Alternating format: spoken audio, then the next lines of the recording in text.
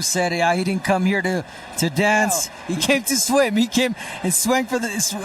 He was swinging for the fences, and he got the stoppage. That was a good."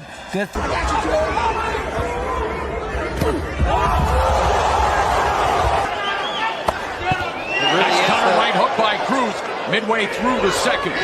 Oh, punch by. Midway point of the penultimate round. That was a great left hook by Roach. And it demonstrates, The knees of Garcia with the right. Roach going in. My career is never going to be based on one fighter. Never. Right. I got bigger and better things to do. Yeah, most definitely. B3 Pick CV, man, we back again. I'm just in the chat with it. What's happening, man? Another great day to give thanks. It's a road show. Y'all can see I'm already out moving around working, man. Punch the like button, follow the channel, help the channel grow, support B3. We working. Salute to the SCN, man. Shout out to the Sports Talk Network, the People's Network. Hey, we about to grind, man. Another day. Hey, listen, let me run the video for the day, man. Listen, shout out to Lamont Roach, Pitbull Cruz. I'm looking forward to the fight. It's gonna be a great weekend, I believe, in the sport of boxing. But specifically, Bud Crawford.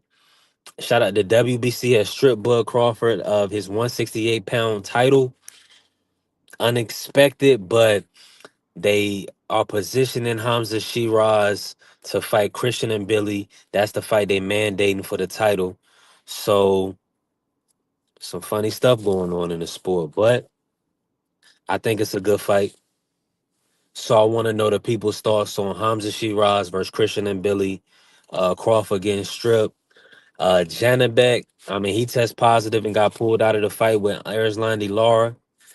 And, me and Marky had a friendly 50 on that. So that gets waived, and I guess we'll figure something out in the future. But, wow. Janibek, and they said it was meladonium. Is that how we pronouncing this? Somebody tried to call it a Saudi or UK type substance or drug. They tried to put it on the UK. They tried to put it on the United Kingdom, right? They tried to say, oh yeah, he probably got that from out there. Come on, man. Hold on, let me pull it up right now. Hey, listen, hold on real quick. Hold on real fast.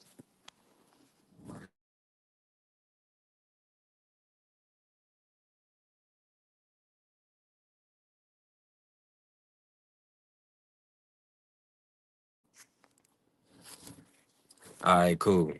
I'm back. I'm back. All right, hold on. Let me see. Let me get this in order. Meladonium, right? I need help with this. Well, anyway, let me say this. Let me stay on task, right? And the scholars and everybody, that pull up, they'll let the people know what it is and what it ain't, right? But Janibek got pulled out of the fight. It was supposed to be a unification at 160. So it pretty much canceled the potential fight between Terrence Crawford and Janibek. What's going on? It's nasty, bro.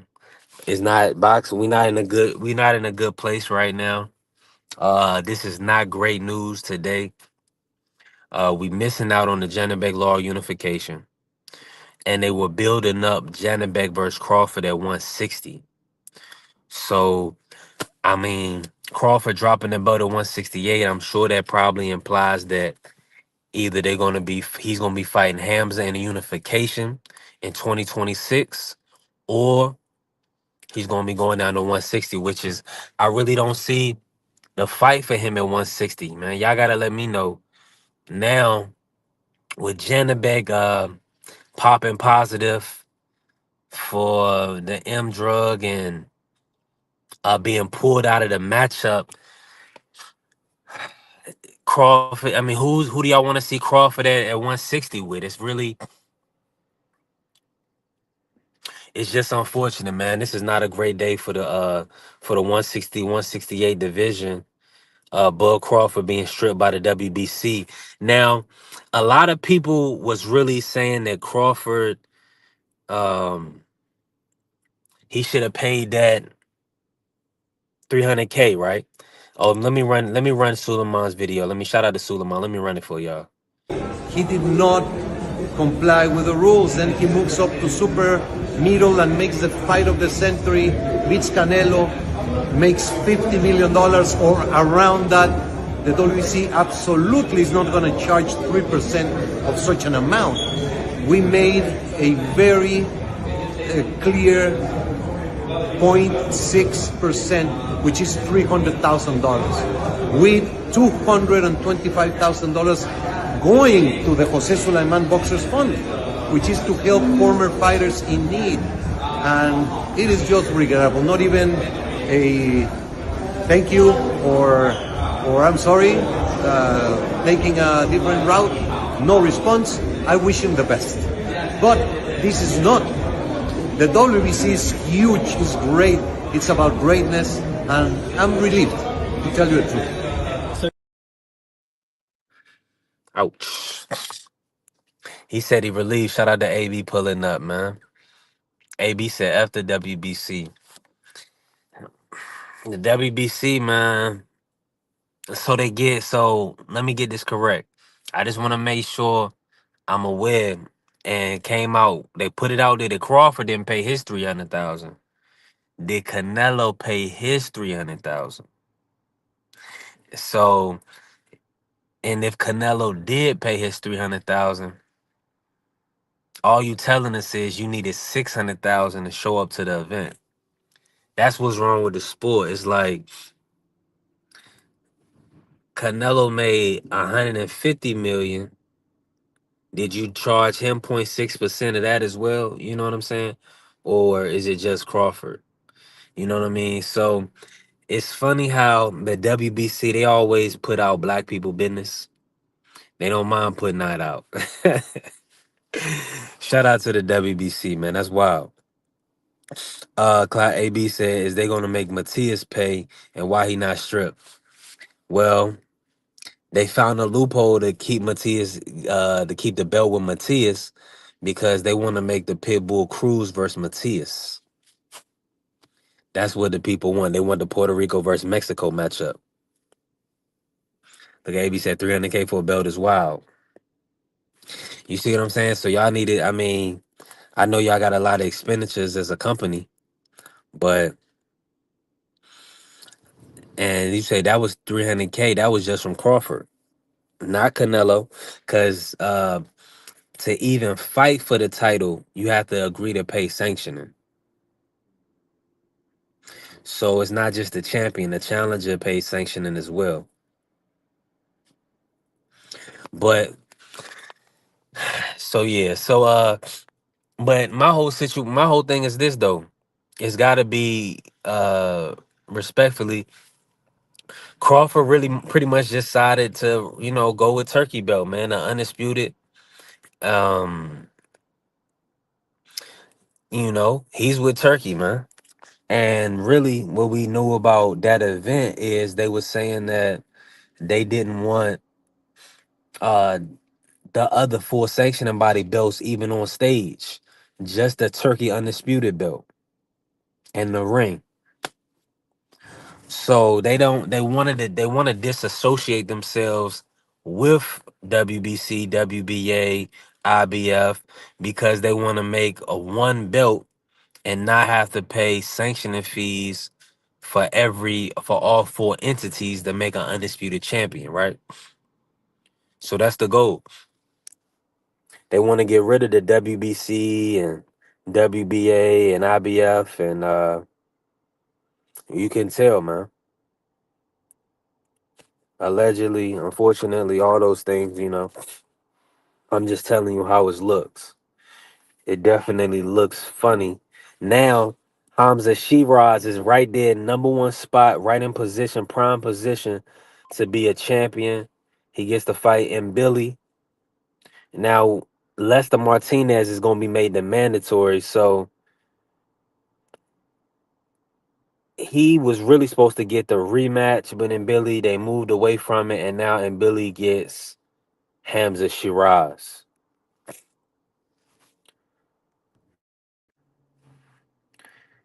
Coach Eddie, salute. Good morning, good sir. Hey, good morning, brother. I see you got it cracking today. It's a road show today?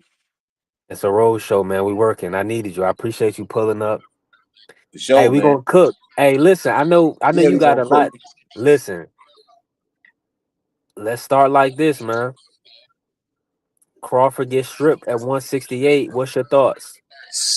Man, the sanctioning body, WBC in particular, are consistent at being inconsistent. I'm gonna say that. I'm Mm, gonna say it 3 times, like Dr. Umar. Consistent at being inconsistent. yeah, Consistent at being inconsistent. The stuff that they did, man. It's like if it's a fighter that they rock with, they're gonna bend over backwards for you. Jamel Charlo, I'm gonna bring him up for instance. This brother had the belt for what 2.5 years without even defending it. Let him yeah. hold on to the belt, held it hostage, man. You know what I'm saying? And this is gonna be a case of what aboutism or what about this guy? Same thing with Canelo, Lomachenko. They created belts for these guys, these franchise belts, to allow them to maneuver around the mandatories, and basically made them, the top players on the chessboard. They can move around how they wanted to. Did the same thing with Canelo Alvarez. Made him a franchise champion at one point in time, which allowed him to move around the chessboard how he wanted to. Franchise belt. Then they start making all these other belts. You know, uh, freaking Black Lives Matter belt, independent belt. Yeah, all these crazy belts. Juneteenth belt. I'm just making belt after belt after belt. Intern belt, PapaJohn.com belt, what all these crazy belts, man. And now for them to do this to Bud, it was all about the money. They wanted that purse. They see he made what 50 mil. They wanted that 0.6%, which was around about 300,000. They didn't get the money, so they took it. They stripped him. You know what I'm saying? They said, "Nah, you're not of Latino descent, so we ain't gonna work with you. We don't want you to represent our organization," because they could have easily waived that fee because they had a marquee name that was holding their belt, that was representing, them as a sanctioning body. They didn't want that. They wanted the money. And shout out to Bud, They for sure did. not Yeah. paying those fees, man. I mean, I understand, these sanctioning bodies, it's a business at the end of the day. They want their money, man.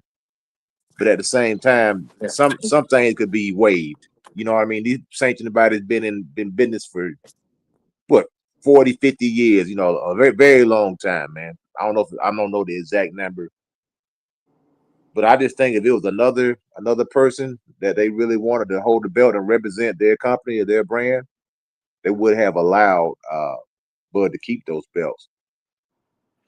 Like I said, Charlo had them belt for 2.5 years, didn't even defend them once. They allowed him to hold on to them. So they're consistent at being inconsistent, man. It's nasty work, but like I said, I know Bud, he probably wasn't really tripping about it, because you got to look at it from his standpoint. Okay, I'm not gonna campaign at 168, so why am I gonna shell out $300,000? Even though I am a multi-millionaire, that's still a lot of money for something that I'm not even gonna be using. So you can't fault the man for not paying the sanctioning fee. You see what I'm saying? So I think it was more like to be honest, I think it was more of a mutual type thing. As though they know Bud is not gonna campaign at But let me 68. let me say this. How my audio coming through, Coach?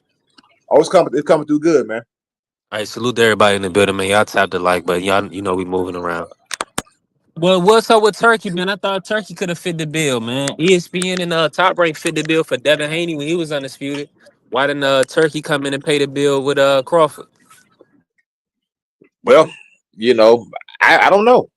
That's a great question. It's not like he doesn't have it, and it could be a case of maybe he felt like, and I'm just I have no evidence of this, but maybe he felt like, man, I gave you 50 million, you pay your own sanctioning fee. You know, it could just be a principle type thing. I don't know. But you got to remember, Turkey Al-Sheikh, he's not really interested in the sanctioning bodies. Remember, he wouldn't even allow my man Canelo Alvarez to even bring the belt up. Remember, he made him put it back because they were trying to, Yeah, have their own belt. So he I don't promoted think his Turkey own belt. Al-Sheikh, Yeah, yeah, Turkey Al-Sheikh, he don't give a crap about no WBC belt. That's why he didn't pay for it. You know what I mean? That's like, Bud, if you want the belt, you pay for it yourself. But like I said, I think Bud is not he has no intentions on campaigning at 168. So why would I just throw money in the trash can when I have no intentions of even being at that weight class anyway? It's a waste. I'm already the champ. yeah. I'm not going to stay here. You can have your belt, and I'll keep my $300,000. That makes sense to me. That's a smart move. You know what I mean? I agree, Coach. And salute to the family. Mike Rim pulling up.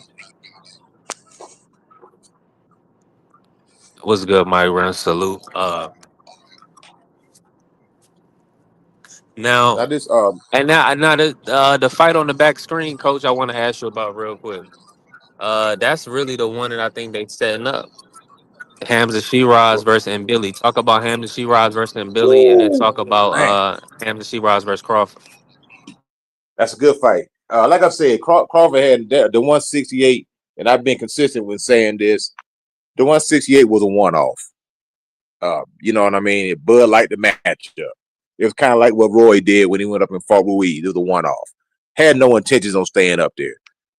Bud had no intention on staying at 168. That's why he relinquished those belts. If he wanted to, he would have relinquished. Now here's a caveat, and I could be. I'm gonna throw this out there. Maybe Bud may challenge again if he don't get. Did he get stripped of the WBA also? Because I heard he didn't pay the WBC or the WBA. That's what I heard. So the WBA could be next to strip Bud, possibly. Just throwing that out there. It's possible he may be moving off from 168, but we'll see.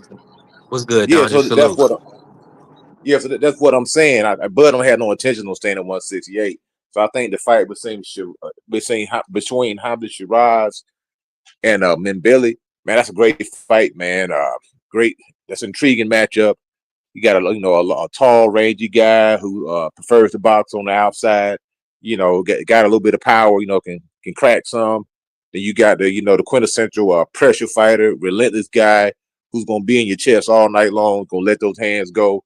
Hungry guy. So man, to me, this fight has all the makings of a fight of the year type of candidate.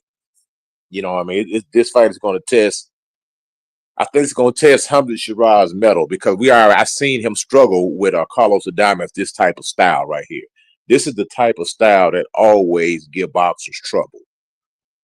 Guys prefer to fight on the outside. Pressure, I mean, really, really good pressure fighters who are relentless in their approach will give a boxer problem throughout history. Joe Frazier Ali, Carlos Adames versus Shiraz. Now he had to fight a bigger version, a stronger version of Carlos Adames, and I'm gonna say a more relentless version also, because this guy's like a freaking buzzsaw, man, and he don't stop punching.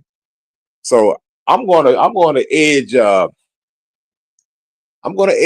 Billy in this fight, but I'm gonna leave a window there if Shiraz is able to land a significant shot on Mbili and get him hurt, because Mbili does not have the best defense. So I want to caveat, I want to say that also. So Shiraz can hit him with a good shot, maybe something similar to what he landed on Edgar Berlanga. He can stop Mbili. But I think it's pretty much a close to And a Billy a dog, 55-40. Coach. That's what I'm saying. To me, it's a 50 fight, 50-50 fight. It depends on if he's able to, take that shot from Shiraz. If Shiraz can hit him with something, and now he really should be more acclimated to the weight. This is the second fight at 168, so he should be a little stronger, a little sharper, a little more custom. So this is interesting. No, I'm definitely with you on that, Coach. Interesting fight. Looking forward to it. Yeah, I guess I don't 1000%. want these. You know what? But I'm tell you what I do like. I'm not gonna call guys email champions because they're making them fight for it. You know, they didn't elevate. In other words, a lot of these guys, and that's another thing the WBC does. Sometimes they'll elevate a guy, and then sometimes they'll make them fight for it. So that's what I'm saying. The inconsistency. They could have easily elevated somebody to that position. You know, you see what I'm saying? I'm with you. What's your thoughts on Janibek Law falling out? It's unfortunate, but we lose it. We're gonna miss out on Law. Excuse me, we're gonna miss out on Janibek versus Crawford. Well, that provided Janibek was beat Laura. You know, I think that was the consensus that most people was probably favoring Janibek. But yeah, that definitely threw a damper on that. Now, did they find a Laura a replacement? Johan Gonzalez. Hey, that's a hard fight, bro. You talking about Diablo? That's Yep. who you talking about? Yo. Oh yeah. Laura, he's cooked, man. He's cooked, dog. He's cooked. They got him. That's a Cuban guy. You got a younger Cuban versus he's cooked. Laura's cooked, man. I think Johan is. I think he's Venezuelan. Let me check. Yeah, I thought he was a Cuban kid, man. I could be wrong, but yeah, Laura, he's cooked, man. That's a harder fight. You know what I'm saying? Not for Laura though. I don't think. Nah. Laura's 42, bro. It's over with, man. Let's see, Laura. Come on, Coach. You always say that about it. Man, come Salute on, to the that man, family, Dante 42 Boxing years Talk. old, man. That dude in trouble, bro. I'm telling you, man. Diablo, that's a big guy, man. Big rangy guy, man. Throw a lot of punches, power puncher, man. And Man, Laura, I let mean, me drop the link, Coach, because you talking crazy right now. I gotta drop no, I'm somebody. telling you, man. Okay, you heard it here first. Now, I've been wrong You got before. Johan. You got Johan with the upset. They won't be upset to me, Wow. 1 week notice. bro. I don't think he would have took the fight if he wasn't in shape. This guy's undefeated, man. He about to fight for the belt. He just beat Jared Hurd. That's what I'm saying. This guy's an undefeated guy, so I don't see him taking this fight if he wasn't ready for it. Because you don't want to throw your guy in there, My bad if and I said lose. he was undefeated. If I misspoke, if I just said that he not undefeated. Johan Gonzalez. Let me just break him down real quick. I seen him He before. He's a lost. tough fighter, but he did to be I hit. thought he was undefeated. You might be thinking of somebody else. Oh, you thinking about Yoenli Hernandez? No. Yeah, No, I it's think not Yo-Yo. My Diablo. bad. My bad. Oh, Nah, okay, it's not yeah. Yo-Yo. That's why I said he was cooked, man. I said if he fight Oh, okay. Diablo, he's cooked, man. Oh, okay. You right. My bad. Nah, it's not Yo-Yo. Salute to Dante. Okay, cool. Salute to the family. Big Dre listening. What's good, Big Dre? Yeah, he's fighting Johan Gonzalez. So Johan Gonzalez, he got stopped by Yoenis Telez. Oh yeah, he good then. Yeah. And then he also got stopped by Jesus Ramos. Yeah, he good. My bad. I should have known, but I was thinking about Hernandez. You didn't say her. You said Gonzalez. I was thinking Hernandez. Mm-hmm. That's why I was like Diablo. I said, oh, he's fighting Diablo. He's cooked, man. I said they're really trying to get that belt up off of Laura. If they put him in with him, that's another guy, another player at 160 who's going to be a force to be reckoned with when he gets his opportunity. So he's up there. But yeah, let me bring in Dondrick real quick, Coach. Yeah, go ahead, Dondrick, salute. How you feeling, bro? I'm good. How you feeling, Brody? Doing good. Moving around, working. Got Coach in the building. Hey, let me ask you this, Don. Let me bring you in like this, bro. What's your take on everything that happened with Crawford? I mean, Terrence is first of all, he was on Twitter going crazy, going wild, and I'm like, oh, he on one. He it's him coming out his shell because some of the stuff he said is Hey, that's how you feel, and I ain't mad at it. And paying us, if you're not gonna go back to the weight class, does it really matter if you pay those sanctioning fees? Because you know the WBO gonna back them, so it This is doesn't what matter. this is what the argument is, Dondre. This is what the people are saying. Yeah. They saying that, you know, because he signed up for it as a man, he's supposed to take the responsibility. But my whole thing is that he's in business with Turkey, and then why didn't they cover it? You know, maybe they trying to send a message to these sanctioning bodies that Crawford is not gonna fight for their belts. I don't. Everybody's kind of blaming Crawford, but I'm like, I mean, maybe Crawford, maybe they didn't cut the check for the WBC. if you hey, it might be part of it too, because you know they still getting TKO started, so Right, you know that could be the background play that no one. I'm glad you brought it up because I don't think a lot of people are seeing it that way. You know what I'm saying? right. You know what I'm saying? That's some good observation right there because I didn't even think about it like that until now. And I think that really could be possible because Tony's like, hey, you don't got to pay them. You already won. You know what I'm saying? Come on now. You got my undisputed belt, so it don't matter. You know what I'm saying? And you got the ring belt. So Yeah, you rocking with me pretty much. you feel me? So it's like My it don't champion, you know matter. what I'm saying? I'm paying you, you know what I'm saying? The sanction ain't paying. Yeah. And like I was telling people, Bud not gonna fight nobody like really else at 68 because Bud is not he won't be optimized at 68 because them dudes are really big guys. Some of them dudes rehydrate to 200 pounds for real. Canelo was the smallest one, and he was cherry picking the people he was fighting. So I'm not real 168 pounders. So I'm glad, but if Bud drop all the belts, guess what? That makes the division more popping because now we can get more fights. You know what I'm saying? So I'm not mad at it because if he gets stripped of one belt, they fighting for that belt. Then if they get that WBA, guess what? My guy Jamal Charlo. He's one of the top guys in the WBA. You think I don't want him to go fight for that belt? Like it's gonna open up the division and make it. It's kind of helping out because now the belts get spread out. Then we get to see more fighters, newer fighters, and you know, and the rebuild can start. You know what I'm saying? So it makes sense. I ain't mad at the move. I ain't paying no. If I'm not gonna be there, I'm not paying for it. And see, and that's the situation. It's a little feedback. But let me say this real quick. Let me say this real quick. Uh, that's the thing. They don't know exactly what Crawford even got paid. In the video I'll play it again in a second. Mauricio was saying, you know, 50 million or around that. You don't know because Crawford said he got 10 million. So they don't truly know what's going on. Um, they're just speculating. So hold on, y'all. Hold on real quick.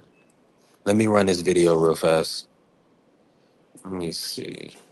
He did not comply with the rules. Then he moves up to super middle and makes the fight of the century, beats Canelo, makes $50 million or around that. The WBC absolutely is not going to charge 3% of such an amount. We made a very clear 0.6%, which is $300,000, with $225,000 going to the Jose Sulaiman Boxers Fund, which is to help former fighters in need. And it is just regrettable. Not even a thank you or I'm sorry, taking a different route. No response. I wish him the best. But this is not. The WBC is huge, it's great, it's about greatness, and I'm relieved, to tell you the truth.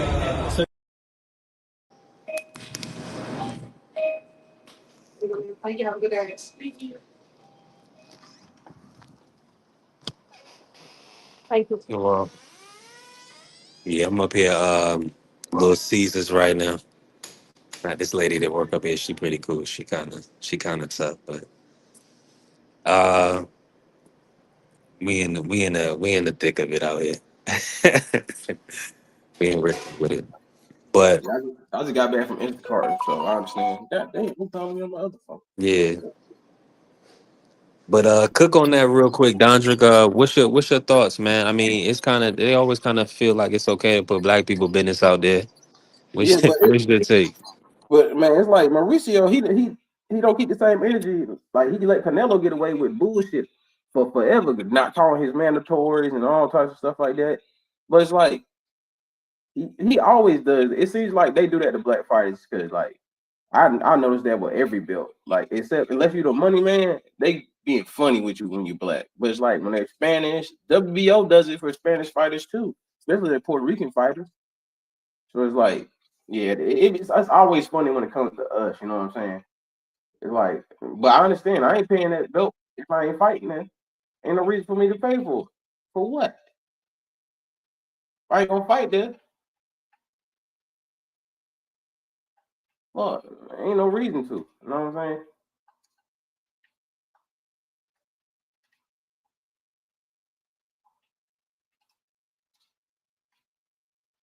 saying? Help everybody there. Hey, let me just say this. Salute to the family. BVO pull up. Hey, he got Cleveland. He repping Cleveland hard now. Shout out to BVO, man. That's what you're supposed to do. He was repping Tio hard at one time too. Shout out to Cleveland, man. I ain't gonna never let that down. Nah, but nah, I think it was the right decision if he's not going back to that weight class. For what? I'm not paying nothing. I ain't got to pay. Forget that. Everybody knew he was going to try to go to 60. It was a foregone conclusion. So I don't see what the big deal is. If I ain't gonna be there, what you mad about? Free up the belts. We said we want to see more fighters anyway. Like I don't get the problem. Bud did it last time. Or he did it at 47 too. He's like, I'm not gonna be paying these fees if I'm not gonna be here. He shouldn't have to.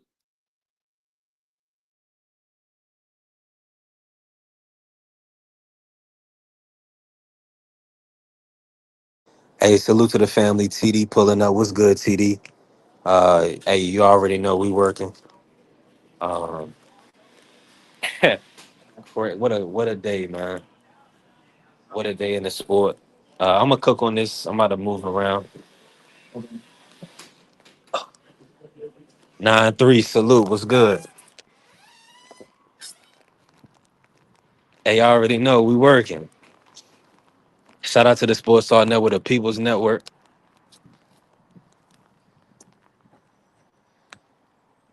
Oh, okay. You want Tio? Oh yeah, Tio Fimo is fighting, man. Shout out to Tio, man. Tio stepped up, man. He finally gonna fight a young black guy. Salute to him, man. That's what we needed. Yeah, Tio don't fight no black fighters. So I was surprised when he called us. Sure. Yeah, man. That's real good to see. I'm ready for that fight. I ain't gonna lie to you. It's gonna be a good boxing match. Ain't gonna be the most exciting. Well, somebody gonna have to come forward in that fight, and I want to see who it's gonna be. Man, this piece is smelling good right now. I ain't gonna hold you. Salute to the family. Free pulling up. Yeah, Janibek did mess up the plans 9-3. I mean, I'm Yeah, in agreement.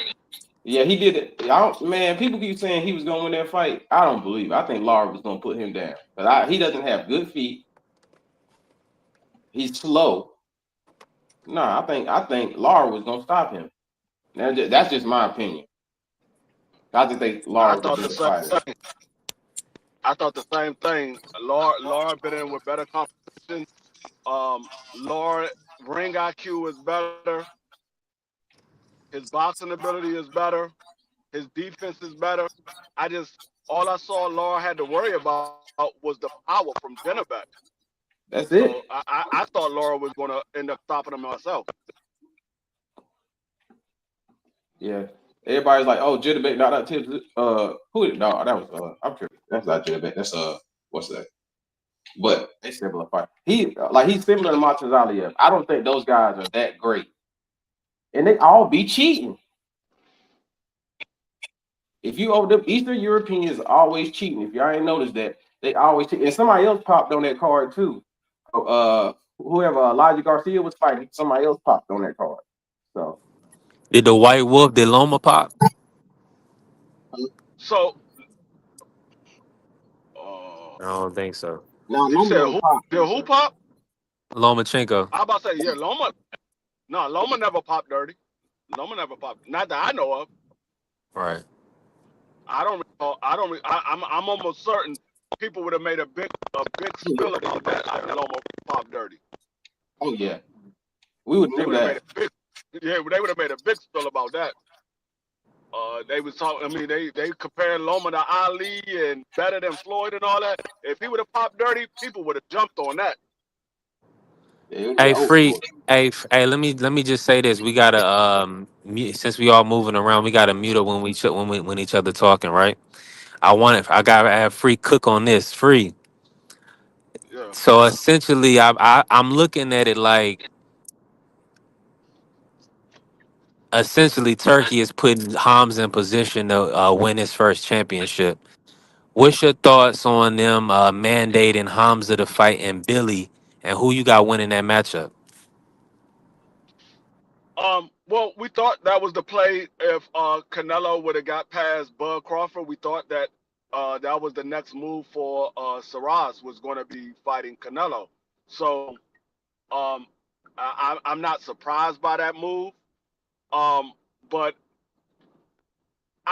it's hard to say who I believe in when I'm a favor in Billy, and I'm gonna tell you why. Because if you go back and you look at the Carlos Adonis fight, that was a fight that Saraz had a lot of problems in, and a lot of people believe he lost that fight. They was gifted a draw. So Mabili fights similar to Carlos Adonis. He's just a little more explosive than Carlos Adonis. So I would favor Mbili to win that fight. I know people say Saraz's hand was injured in that fight or whatever. But it started from the very beginning. He couldn't stop Carlos Adonis from getting on the inside from the very beginning. So I don't know how much that hand injury played effect of to him having to try to keep Carlos Adonis off of him. But I'm a favorite in Bealey, and I'm gonna need Saras to prove me wrong. Yeah, I'm with that free, and even with you saying that, Coach Eddie said the same thing earlier. He's leaning in Billy, and listen, how we rocking right now? This is great for the playback. Shout out to everybody in the building. Y'all tap the like button, follow the channel. We definitely working. Now, I gotta say this right. Bud is gonna get the blame, in my opinion. Turkey should have fitted the bill for his champion to have the belts. If similar to how ESPN and Top Rank worked in conjunction to make sure Devin Haney could be undisputed and covered his sanctioning fees when he was at 135.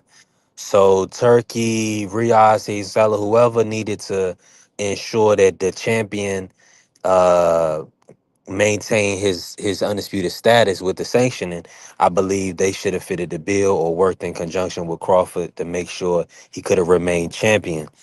I don't believe that they that's their route that they want to take. I feel like that they want to build up TKO boxing. They want to have one belt, one sanctioning, so they can have an undisputed champion in every division, similar to how UFC model, where they could have an undisputed champion in the division, one champion in a division. So that's the route. Now Crawford, he's going to get kind of blasted because how people are trying to frame it is Crawford's not paying his bills. Crawford shafted the WBC, so that's how they're trying to frame. They're trying to scapegoat Crawford, right? When in actuality, um, Crawford is really just one man. He's like a hitman for hire. He came in, he did the job against Canelo, and you know who's next. So you don't have I can't fight Hamza. You don't want me to stop Hamza? Okay, well, what is Canelo gonna rematch me? Like Crawford is put in a bad position to where, I mean, really, these are Canelo's belts. Canelo. So I know it's the business of boxing. Is how it works. If you're gonna fight for the belt, you have to pay a sanctioner. That's regulation. Um, but I feel like Turkey and them should have made sure that they had that cover for Crawford in the sense that if they wanted him to defend the undisputed. So now I'm hearing people say, "Oh well, when your career, when Crawford's career is over, they're gonna hold it against him that he didn't defend the belts." He did, you know what I'm saying? They're gonna bring up that he didn't defend after he beat Madrimal. He didn't defend after he beat Canelo. That's what I I'm mean, hearing. that's usually what Bud Crawford does. He has never defended undisputed. So I wouldn't say it's anything different than what I've been seeing from Crawford. I mean, you tell me one time that Crawford defended undisputed, I'll tell you that you're a lie, because he didn't do it at 140 and he didn't do it at 147. Exactly. Exactly, because that's a lot of sanctioning. Um, and so I'm in understanding. So if for the fight, if Canelo, that's what I'm saying. And if y'all heard the clip, I can run it back. Let me run it back for everybody that's in here. At least a portion of it, because I'm gonna show y'all where he really don't even know the exact amount that Crawford got for the fight. He did not Well, received for the fight. he did not comply with the rules. Then he moves up to super middle and makes the fight of the century, beats Canelo, makes $50 million or around that. The WC absolutely. So he's assuming based on reports of what we've heard, and obviously it's hearsay from what he's heard because he don't know what's real and what's not, that Crawford had made 50 million or in and around 50 million. Okay. So if both guys had to pay sanctioning, and did Canelo pay his? 'Cause from what we heard, Canelo made in or around 150 million. Did you get your 0.6% of Canelo's 150 million? You see what I'm saying? Or did Canelo just give you 300,000? Or did Canelo pay you at all? Because he's not the champion anymore. So it's Well, so, I mean, Canelo would have had to pay for. I mean, both of them would have had to pay for all four belts. They would have had to pay sanctioning fee for all four. right. So that's more like 12%. So that's 24% off that fight that the sanctioning bodies were getting, and divided it between four. So pretty much they was getting somewhere around 8% for each sanctioning body was getting 8% for the belt. And see, and that's why they usually, typically, and that's what Mauricio said in the video. I'm gonna run the whole video for the people so they don't feel like I shorted it. But Mauricio said in the video that they typically, for that sum of money, they're not gonna take 3%. So they said, so he said because he was saying that they would have worked out an agreement, which it was supposed to be 300,000, and Bud didn't pay it. Let me run the video again. Shout out to Boxing Scene. He did not comply with the rules. Then he moves up to super middle and makes the fight of the century, beats Canelo, makes $50 million or around that. The WC absolutely is not going to charge 3% of such an amount. We made a very clear 0.6%, which is $300,000, with $225,000 going to the Jose Sulaiman Boxers Fund, which is to help former fighters in need. And it is just regrettable. Not even a thank you or I'm sorry, taking a different route. No response. I wish him the best. But this is not. The WBC is huge, it's great, it's about greatness, and I'm relieved, to tell you the truth.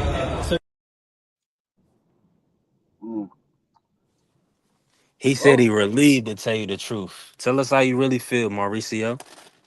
Tell us how you really So, feel. Maybe that's got a reason as to why he didn't get that money as well. but see that the thing is with the sanctioning body, just like it is with the managers and the trainers and things like that, they don't get money from the back end money. They get from the guaranteed purse. So, according to what Crawford said and according to what the reports was, Crawford guaranteed purse was only 10 million. Yeah. Canelo's guaranteed purse was 150, according to the reports. So that was a total of $160 million.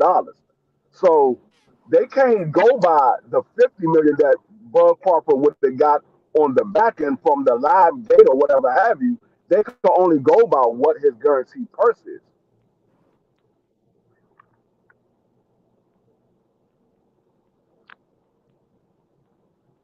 1000% free. And yeah, TD, you did call it. I remember you was on it, TD. TD was saying that the WBC was the biggest winners because of all the sanctioning they was going to get from this matchup. So I peeped that. Yeah, I definitely peeped that. Now, uh, it's fun. Shut up. Oh, let me drop this food. Oh, hold on, y'all. Hold on.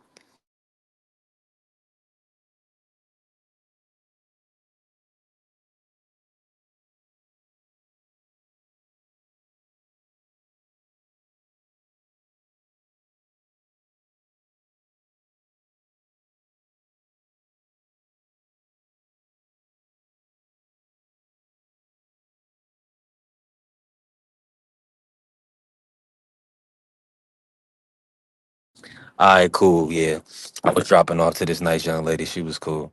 Um, yeah, man. Everybody has to pay sanctioning fees. I think that's standard. I don't think. I mean, we all know this. So a lot of people are feeling like they a buzz shaft to the WBC. As a as a businessman, you supposed to honor your obligations, right? So everybody has a difference of opinion on this, man. Some people feeling like that. Okay, if Canelo paid you 300,000 or 500,000, Bud got to come back around and pay 300,000 or 500,000. So now so now what you getting? How much? I mean, how much are you getting paid for this fight? You know what I'm saying? 1 point something. Two. What are you getting? Like, you Yeah, know he what I got. mean? I mean, because they're gonna make him pay the money he was supposed to pay, and then the money he gotta pay for this fight. So yeah, they're going to tax him. They're going to tax him. Yeah. Salute to the family, Curtis. Man, what's good, Curtis Robinson? Salute. Hey, we working on it. And Billy want that belt. Um. Hey, so like, I gotta run this. So okay, so we got Dondrick. Who you picking between and Billy and Hamza Shiraz, Dondrick?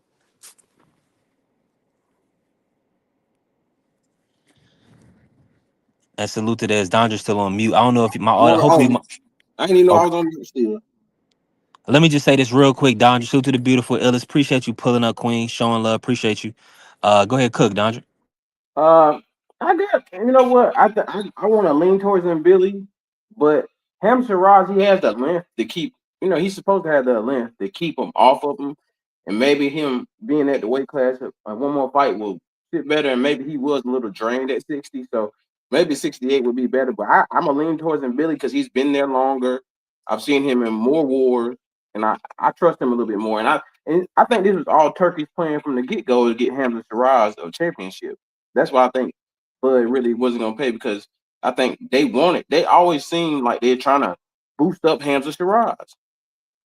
So it's like, and why is he number one up there now? He only person he fought was Berlanga. Like, so I don't get it, but I got him Billy. Everybody around with him, Billy. It seemed like okay. Yeah. I ain't mad at y'all. I ain't mad at y'all at all. Now, what's next for Crawford, man? What do you want to see next for Crawford? That's what we got to talk about. And salute to the good brother Marky pulling up, cook with us. And Go ahead, coach. Cook on this, coach, and I'm gonna bring Marky in. What do you want to see next from Crawford now that he's dropped the belt at 168? I think he should drop all the belts, man, and just run around collect as much money as he can, brother. You know what I'm saying? That's what everybody doing. Follow the wave, brother. You know what I'm saying? Get easy fights where you can make the most money in. You ain't got nothing else to prove. Now the thing about it, who's going to facilitate these fights? If he has a minimum right now, then he's going to have to fight people who may be deemed a threat and also the people that Turkey Al Sheik is going to facilitate. I don't see Bud signing with another promotional company for what? He's an independent contractor right now, and he's going out to the highest bidder. Now with him losing his belt, the WBC belt, that to me that kind of takes the Canelo Alvarez rematch out of play right now because it's not for undisputed anymore. There's really no reason to revisit that. So I don't know if some things fell through. Because my thing, if the rematch was in play, I couldn't see Bud not paying those fees and giving up the belts because he had a rematch, and the rematch could have been for undisputed with Canelo Alvarez. So I don't believe that we're going to get a Canelo Alvarez Terence Crawford rematch. I think that's off the table now. Mm. Could Hey, be I mean, wrong. I'm with you. I'm with you on that, coach. Let me bring in Marky, man. Marky, salute, bro. How you feeling today, bro? Salute to everybody in the building, man. I start the show off by saying, You not check starting to on. show off, bro. We been here for an I'm talking hour. about me. You can, hey, look, you can start off answering the All questions, right. man. What you about to start off the show saying? Now I'm talking I'm some just- serious. I'm talking some serious shit, man. I know you was about to say something. Go ahead, Bart. Go ahead, Mark. My bad. My bad. Go ahead. Nah, man. Do No, your thing. never mind. Just going to Crawford. I hope to see this man just retire.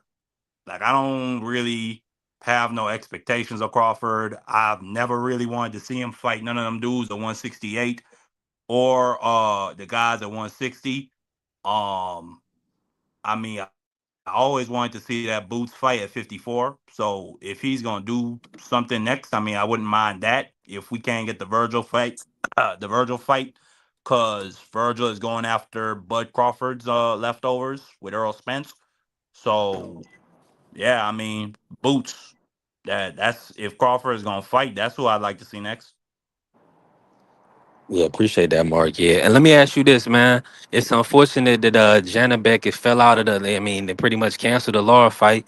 What's your take on Janibek? And I mean, it looked like he saved himself from an ass whipping, right? I mean, I don't know what to make of that. I'm not surprised. I'm not surprised.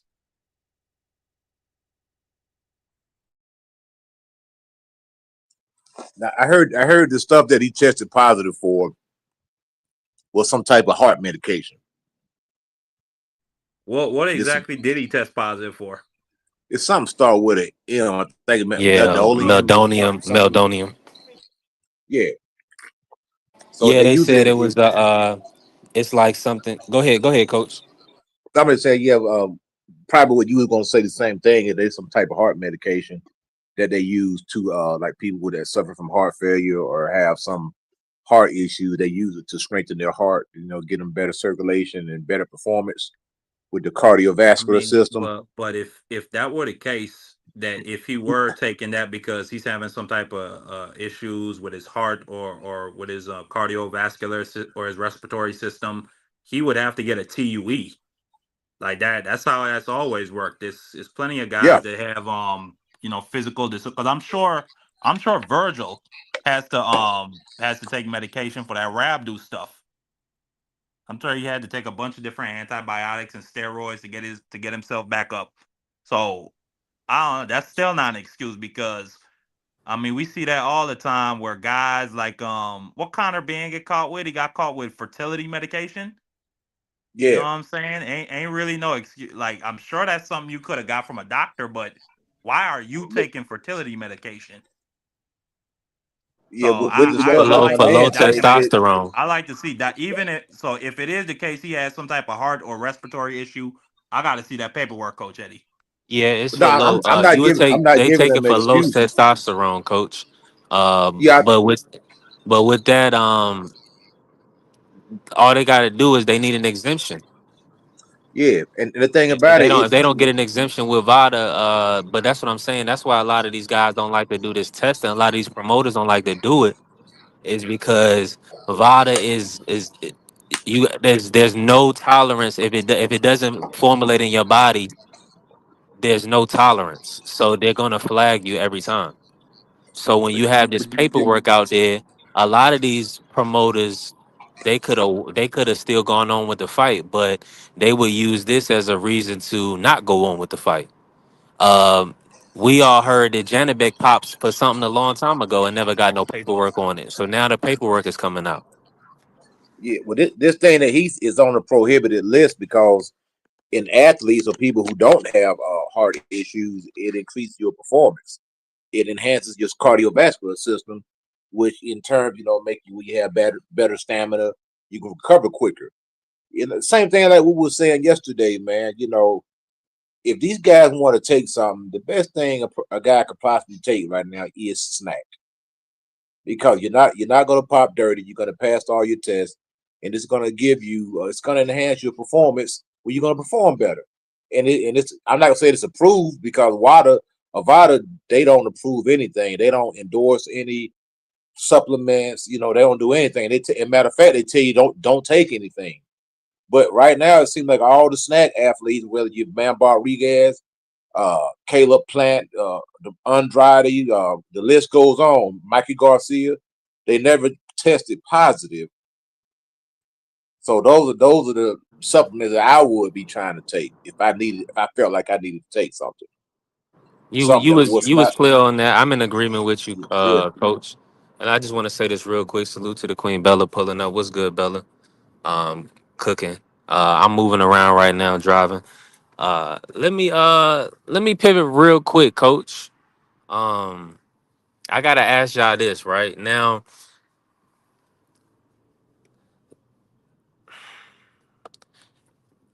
What do y'all like? It's like I feel like Janibek. Unfortunately, I think it looks like he's ruined kind of Crawford going to 160. That seemed like that was the plan, right?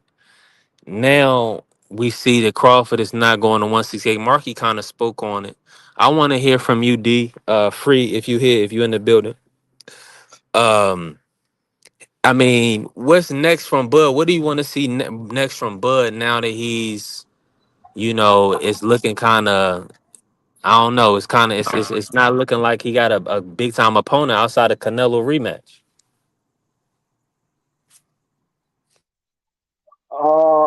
I'm right there with Marky.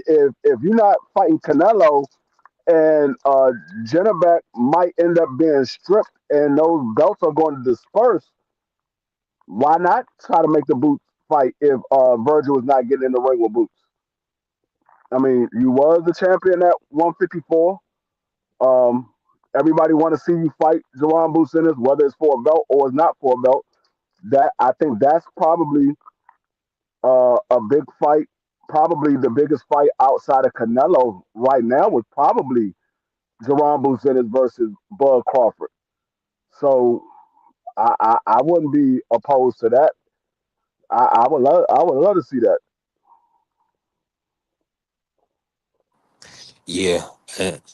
1000%. I'm with y'all. Salute to the family. Dank pulling up. I'm with y'all. I'm in full agreement. That Boots Crawford fight is the fight. That seemed like the fight to make. Y'all already know I was talking about that well before. Yeah. They got to do it at 160 though, man. They can't. They can't. I don't think Crawford should have to drain himself down to 54. You tell Boots to come up if he wants to make the fight. Then let's meet at 160 and do it there.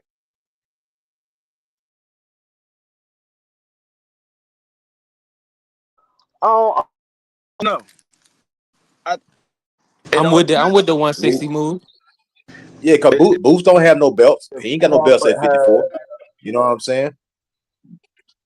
no, I'm saying, but it depends on if Crawford has a problem making 154. I don't think Crawford will have a problem making 154. I don't think he have a problem. I mean, I Crawford seems think to be Boots a would be guy better at that 160. I mean, he very well could be, but like I said, I don't know. I mean, Boots might say I go to 60 and fight Bud if that's where he want to do it at. So me personally, if I was in any one of these guys' camps, I would tell them to do what they feel they're more comfortable at.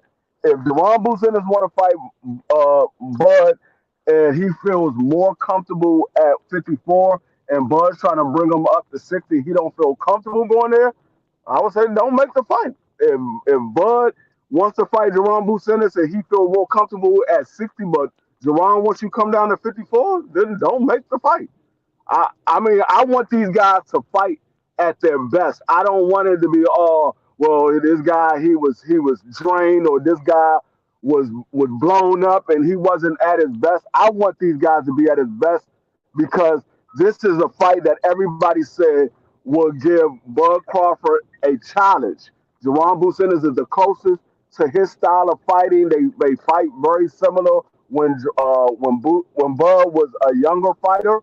So I would want to see these guys at their very best. I don't want to see somebody being drained.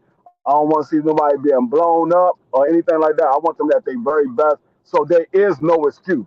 I don't want to hear no excuse at the end. If Bud goes out there and he beat Juwan Sanders, I want it to be no excuse. If Juwan Sanders beat Bud, I want it to be no excuse.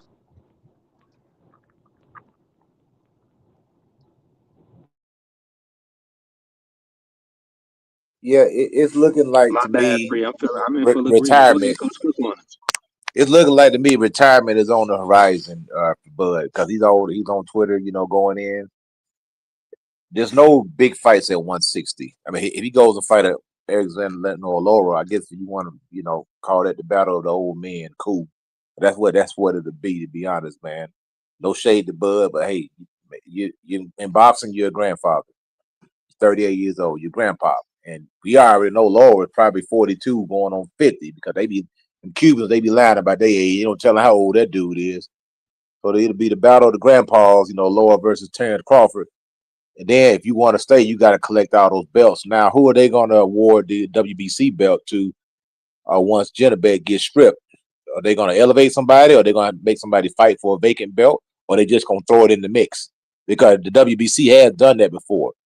But I want to go back to the Crawford being stripped by WBC. Is it do you sign a contract with them saying that, hey, if you agree to pay these sanctioning fees if you become our champion? Is it something contractual? Is it something that the WBC can go after Terrence Crawford for in a court of law? I'm asking. I don't know. I'm just asking. Nah, I think he's doing it because I they don't can't. know. I don't think that. No, I don't think that it's a contract involved. It's part of being a champion. Once you become a champion, every time you defend that belt, you have to pay the sanction. So, when you fight for that belt, you have to pay the sanction. So, if he's not the sanction, then they can take the belt from him because he's not paying for it. So it's part of fighting for that belt and fighting with that belt. But it's not a contract. No fighter signed a contract saying that that's the reason why they could take it. And you never see anybody get sued in a court of law by the sanctioning bodies.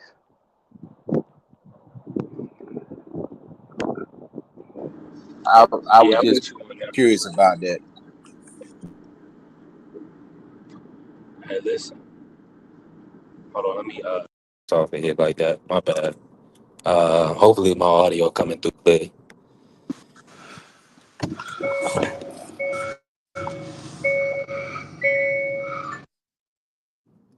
Yeah, Crawford. I think Crawford. Hey, look at Remo. Shout out to the family, Remo. Click the link. Hold on. Juan pulled up. Juan Claudio. Dang, I had to ask Juan about something. I forgot. I might. Oh What we talk shit, I about almost yesterday on died. the show? What happened? What's good, family? Juan. I'm just talking, We were rambling. talking about Shout out. we were talking about Theo yesterday on the show. Yeah, that's Theo and right. Now I Shakur. remember. It was funny one. I'm gonna start you off. I don't want to start you off like that. You know you the family. But I was going and shout out to Remo. Remo, pull up. You already know, man. We cooking. Remo said, F them fees. Where's that money go? Right. It go to ensuring that they can keep living their lifestyle. They can keep their staff and keep moving freely. I mean, but Juan, I was gonna ask you, but let me start you off right, man. And appreciate you pulling up, man. Y'all make sure y'all tap in with Just Ask Juan. Crawford, man, he got stripped today from the WBC. Um, Mm, and it looks like they looking to line up Hamza versus and Billy. Who wins that mm. Hamza versus Billy? That's tough. That's a tough fight. Um, I would have to.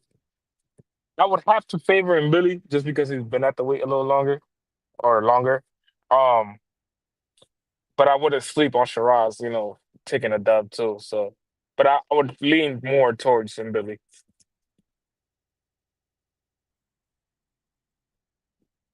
Hey, man, everybody got in Billy pretty much, man. That's what I'm hearing. Everybody Yeah, leaning in Billy. I would favor him Billy, but just off of the fact that he's been at the weight a little longer, he's nonstop, and I don't know how Shiraz handles that. Like to handle that, you got to kind of have a different type of heart, and Billy, that's all he does, come forward and throw a lot of punches. But that's on me. I would have loved to see Billy versus David Benavidez. I would have loved that. Yeah, I would have loved it too. But I think powers that be, or certain situations, it just didn't happen. Now, let me Yeah. ask you this. And salute to Hun pulling up. Um, I can't read all that. I'm driving right now, but I She, appreciate. Yeah, yeah, Jesus. that's right. God bless you, and salute everybody in here showing love to the channel, helping the channel grow. I appreciate y'all. We definitely working. Now, Juan, let me ask you this, right? Right, man. Do you feel like Bud, as a businessman, he should have kind of ensured that Turkey, they, kind of covered the WBC, or do you feel like this might be a shot from Turkey, letting them know we're going TKO route? We want one belt, one undisputed champion. We don't want four sanctioning bodies. Do you feel like they're trying to send a message to Turkey? Send a message to the WBC and to the sanctioning. Uh, I don't know to tell you the truth, because it's weird, bro. Because I don't know, like I feel like the WBC, if you're not like really defending it, but this is like most of all of the belts, organizations too. If you're not defending the certain belt, or you try not trying to put money in their pockets, they're gonna strip you. So it's either way. You know what I'm saying? They were gonna strip him. I was just wondering in a matter of time when it was gonna happen. I knew it was gonna happen. I was just wondering when it was gonna happen. But it's just, this has been, throughout time. You know what I'm saying? The WBC does certain things. Same thing with the other organizations. Because you had Maul, or yeah, was it Maul? Yeah, it was Maul that held on to a belt fucking 2 years. And I don't know, when do you decide not to strip him? Like if that's the case, you should have been stripped certain fighters that have held this title for so long. You know what I'm saying? It's just, I wondered when they was gonna do it, but it came faster than sooner. But whatever case may be, you know what I'm saying? You just get it back, or the fuck case may be. You know what I'm saying? One of these dudes, after you drop all the belts, because you're gonna eventually drop all those belts too. You know what I'm saying? You're gonna have one champion out of four that is gonna be one that's held up, and the other one is gonna be vacant, because he's gonna drop the rest of them. It's not like he's not gonna drop them unless he's planning on defending those titles, those three other titles against Canelo in the rematch, because that's gonna happen. But that's just it's up to the future. Yeah, I'm looking forward to it, Juan. Did you see what Mauricio said about everything? Nah, I didn't see. No, I haven't been able. I've been like, He did not comply with the rules. Then he moves up to super middle and makes the fight of the century, beats Canelo, makes $50 million or around that. The WBC absolutely is not going to charge 3% of such an amount. We made a very clear 0.6%, which is $300,000, with $225,000 going to the Jose Sulaiman Boxers Fund, which is to help former fighters in need. And it is just regrettable. Not even a thank you or I'm sorry. taking a different route. No response. I wish him the best. But this is not. The WBC is huge. It's great. It's about greatness, and I'm relieved, to tell you the truth. So that's what he just said that yesterday. Because I know the conference was yesterday. Yeah, he just said it. I got This my dude's a audio going out too. Salute BBO in the building too. He a Salute. scumbag, bro. Y'all Yo, could. dude is. All right, PVO, do your thing, bro. I ain't got Talking nothing about to say, brother. Mauricio? Yes, man. You a scumbag, bro. Come on, son. Come on, Come bro. on, You a Romano. scum. Don't say that, Romano. Nah, you a scumbag, bro. Because, all right, let's say this, right? You let you let Jamal held on to the belt for like 2 or something years. You know what I'm saying? You ain't making no interim. You ain't even making the regular. You ain't even making the super. You let him hold the belt for 2 years, right? But when it comes to every other fighter, or not even every other fighter, but just certain fighters, you know what I'm saying? You just let them hold on to certain belts. But then it comes to Crawford because he didn't want to pay the sanctioning fee. You strip him. How many times what do we really talk about here, bro? Come on now. Like, you're gonna sit Gotta here get and paid, defend. Juan. And I understand that. But again, the fight, he hasn't even have a fight lined up. When you have a fight lined up, then yes, you hit him with a sanctioning fee. But I'm pretty sure, you know what I'm saying, he just out of his greed, he wants to put the money put him on a fight up for money. Again, this is the reason why, because he's having Sherrod and Billy fight for the belt, and then you have another fight lined up already against Lester Martinez, whoever comes out on top of that. So at the end of the day, this dude's money hungry, bro. This dude's been doing this for years, and his pops did too. So it's just like, at this point, I'm not gonna say nothing. It's cool. It's whatever. You know what I'm saying? You do you, B. But everybody know who the real champion at the weight class is. So it's just like, at this point, I can't say nothing.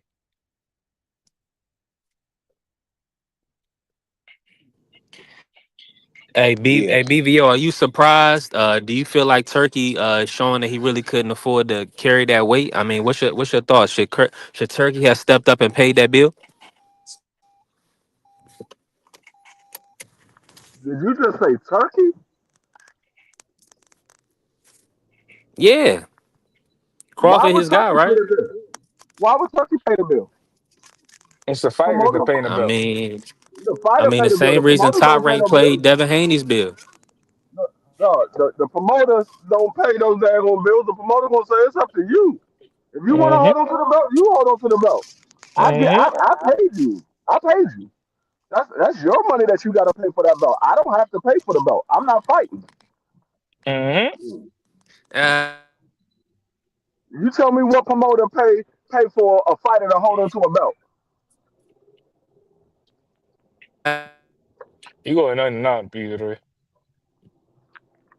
Yeah, the he said, only time a promoter's gonna pay for a belt if it could benefit the promotion company. That's the only way they're gonna do it. If it doesn't benefit the promotion company, they're not gonna pay for it. That belt has no benefit to Turkey Al-Sheikh. So why would he don't even like the belt? So why would I pay for it? Bud, I gave you $50 million. You want it, you pay for it. Mm-hmm. If not, it Now, is what it is. yeah, what the promotional company will do is pay for you to get in line for the belt, and they will pay for you to avoid certain fighters once you get the belt, but they ain't gonna pay for you to keep the belt. Yeah, because I forgot I don't know how it works completely, but I think it's by each fight that they take either or their convenience fee, whatever the case may be, whatever fee you pay it by each fight. Last fight was because Canelo paid it. It wasn't because everybody else was like, oh, I'm gonna say or pay it. No, he paid it because he was the undisputed champion at the time. Oh, you talk about Canelo. Canelo paid for the WBC sanctioning Yeah, fees, right? yeah, he paid for all of those. He paid for I all mean, because he held all the belts. I'm gonna put it like this. I can understand as a company. Yeah, is the WBC corrupt? Absolutely, 100%. Are they inconsistent? Yeah, they're consistent It's at being inconsistent. But what there. I'm It's gonna not say just like, it's not just all of them. It's not just them. It's all of them. All of them are like yeah, that. 'Cause Look but look at at the same look at what time, just happened a couple of days ago. you're also benefiting off of my belt. You're able to go down in the history book because of my belt. So I'm gonna feel some type of way like, hey, you slighted me, bro. This is the cost of doing business. and now you using my belt to boost your profile. Where's my money at? You know what I'm saying?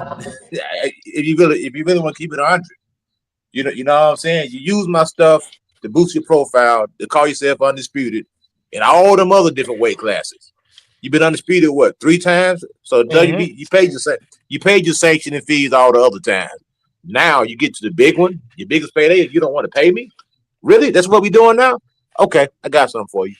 Yeah, because this is the first time that Bud has not paid a sanction fee. Far as what we know, we've never heard that Bud never paid a sanction fee. And he's held all of the belts multiple times, and this is the first time that we ever heard that he has not paid a sanction fee. So I don't know. But let me ask y'all a quick question. Do y'all feel comfortable calling the WBC corrupt? I mean, that's a very slippery slope. And people don't realize this. They suing YouTubers for stuff like that. I wouldn't say that the WBC is corrupt because I have no factual evidence. I would say that what they doing is business. What they doing is business. I mean, it's just that simple. What I would say, I ain't gonna say corrupt, but what I will say is they don't hold true to their own rules. Mm-hmm. Their own rules that they put in line. They don't hold true to those. So you might say they're not corrupt. What I would say is they don't hold true to their own rules. Yeah, I could agree with that, but I'm just saying I know B3 is just like me. You know, we got aspirations for more. We got to watch what we say when we say stuff like corrupt. That's kind of a broad brush to put against the WBC. You can say the N word with impunity. Just don't say corrupt. I don't even know why we even. Hey, cut it out, coach. I don't even know. I'm just keeping it 100, bro. You're a fool, bro. You're a You fool. know, but hey, that's facts though. But allegedly, I mean, we just I'm gonna give you some real stuff that happened. I don't even know why we have a ranking system because most of the time they don't even go by the ranking system. Most of the time, outside of the IBF, the WBA, the WBC, and the WBO, most of the time they don't go by the ranking system. So like I don't even understand why we even have one. They had a facade of saying that they go by a ranking system, but they like promoters. If you think about it, they go by what's the biggest fight for the most money. And I'll give you an example of what Coach Eddie said to speak to what you said. I had a YouTube video that I did with my brother Scholar in because I said it's okay to disrespect blacks. YouTube put limited monetization on the video because of that. Because I said there's a blatant disregard for disrespect to black Americans. And they put so that's, when it comes to that, it is how it is. But I'm just saying for us that want to do more, we got to be careful about what we say on YouTube because it can affect you long term. And we've seen it with Fanon. Terrence Crawford actually spent the money to prove a point. You watch your mouth. You watch your mouth, or I'll sue you. And that's what happened.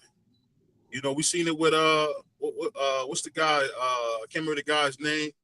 Counterpunch Boxing said some stuff about Clarissa Shields. The brother had to come out with a legal statement to say he didn't mean what he said when he said she wasn't getting that amount of money she was getting. I'm just saying for those that want more, we got to be careful what we say. People are listening to what we say on these platforms. yeah, 1000%. I'm in full agreement with you. I don't know, but I think, to be honest with you, I think that ranking system is only to promote the fighters that they're trying to push. It's this fighter fought this guy, he was ranked this, he was ranked that. I don't think the ranking system is for people to get shots at the belt. I think it's just to promote the fighter that they're trying to push. Because if they were truly going by the ranking system, we wouldn't have to worry about is this fight gonna get mandated or not. The fight will automatically get mandated. Facts. Preach, brother. I'm gonna tell you, just to piggyback off of that, there ain't no way in the world that Bud was supposed to jump the line and get a shot at all them belts. That was the business of boxing that did that. How in the heck you gonna jump over 2 weight classes and go straight to the front of the line and get all the shot at all the belts when you got guys who've been campaigning there for years, who been in that number They did one, that number two, before, number. Coach. I know. I'm just saying it ain't right though. I'm not You just remember with Sugar Ray Bud. I'm Leonard just was out saying. the ring for like 2 years, 3 years, and he went right up against the champion, the marvelous one. Right What I'm saying is, out of being out the ring. Yeah, this not a new acquaintance. This not a new occasion. This happens all the time. it's the business. It's the business of boxing. That's what I'm saying. In the business of boxing, boxing is it's a weird sport because it's like you be working so hard trying to get your shot, then you just get leapfrogged, man. You know what I'm saying? It's a cold game, brother. That's all I'm saying. It's a cold game. It's the only game in town, though. That's the thing we got to remember. It's the only game in town. I mean, because I know you got some young fighters you working with. They would love to be WBC champion one day. You know what I'm saying? So I'm just saying I know that from being around young fighters, because fighting is a tough business. It ain't like it is with football where there's an established road to money. Like I knew if I got to a certain spot, I could buy a house. And boxing, there is no goals or intermediate goals that let you know you can get there or get here, because you'd be so broke from borrowing and doing. By the time you get some money, you paying all your bills first. I had a boxer that I just sold a Freightliner Cascadia to. This brother, man, is out of Philadelphia, bought 2 Cascadias, man. These are about, I think I sold them to $185,000 each. These are sleeper semi trucks. This brother, man, when he got his check, he was able to pay that, and that was it. I said, "You gonna do anything else with your money, champ?" He's like, "No, I'm gonna go home and get ready for the next fight." That's just kind of how it goes in boxing. I mean, you live check to check.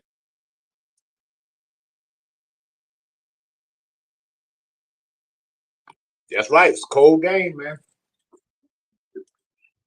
A lot of them guys, they don't have no. I ask you this though, Coach. The thing that people don't realize is that those belts really up your profile. Yes, they do. I mean, do we know who David Benavidez was until that big black Mexican put on the strap? No, not really. Some of us did. Did people really know Bud Crawford the way they knew him until he became undisputed until he became unified at 135? Not really. He was kind of unknown coming out to amateurs. He was actually lucky to get the top rank deal. So the whole thing, the belts don't matter. That's all poppycock. All Bud did is what a lot of grimy dudes do. He got to work and then he left. Then he ran.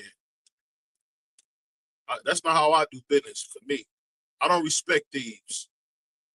I don't respect that. You got some love. I got hold on, wait a minute. Now you're going too far, brother. Because now you're gonna allegedly call Bud a thief, but you're gonna let the WBC off the hook. Are we doing that now, brother? Come on, man. They gave him the belt. They gave him the belt and the status. What more can they do? He owes the money. I would take away him being undisputed for a third division. If that's the case. Man, you gotta get that hate out your heart, brother. Now, you know what? You gotta pray about that or something, man. You know what? You know what though? I'm not gonna disagree with you, BBO, because it's not. I'm not disagreeing with you, but they do certain moves, and especially him.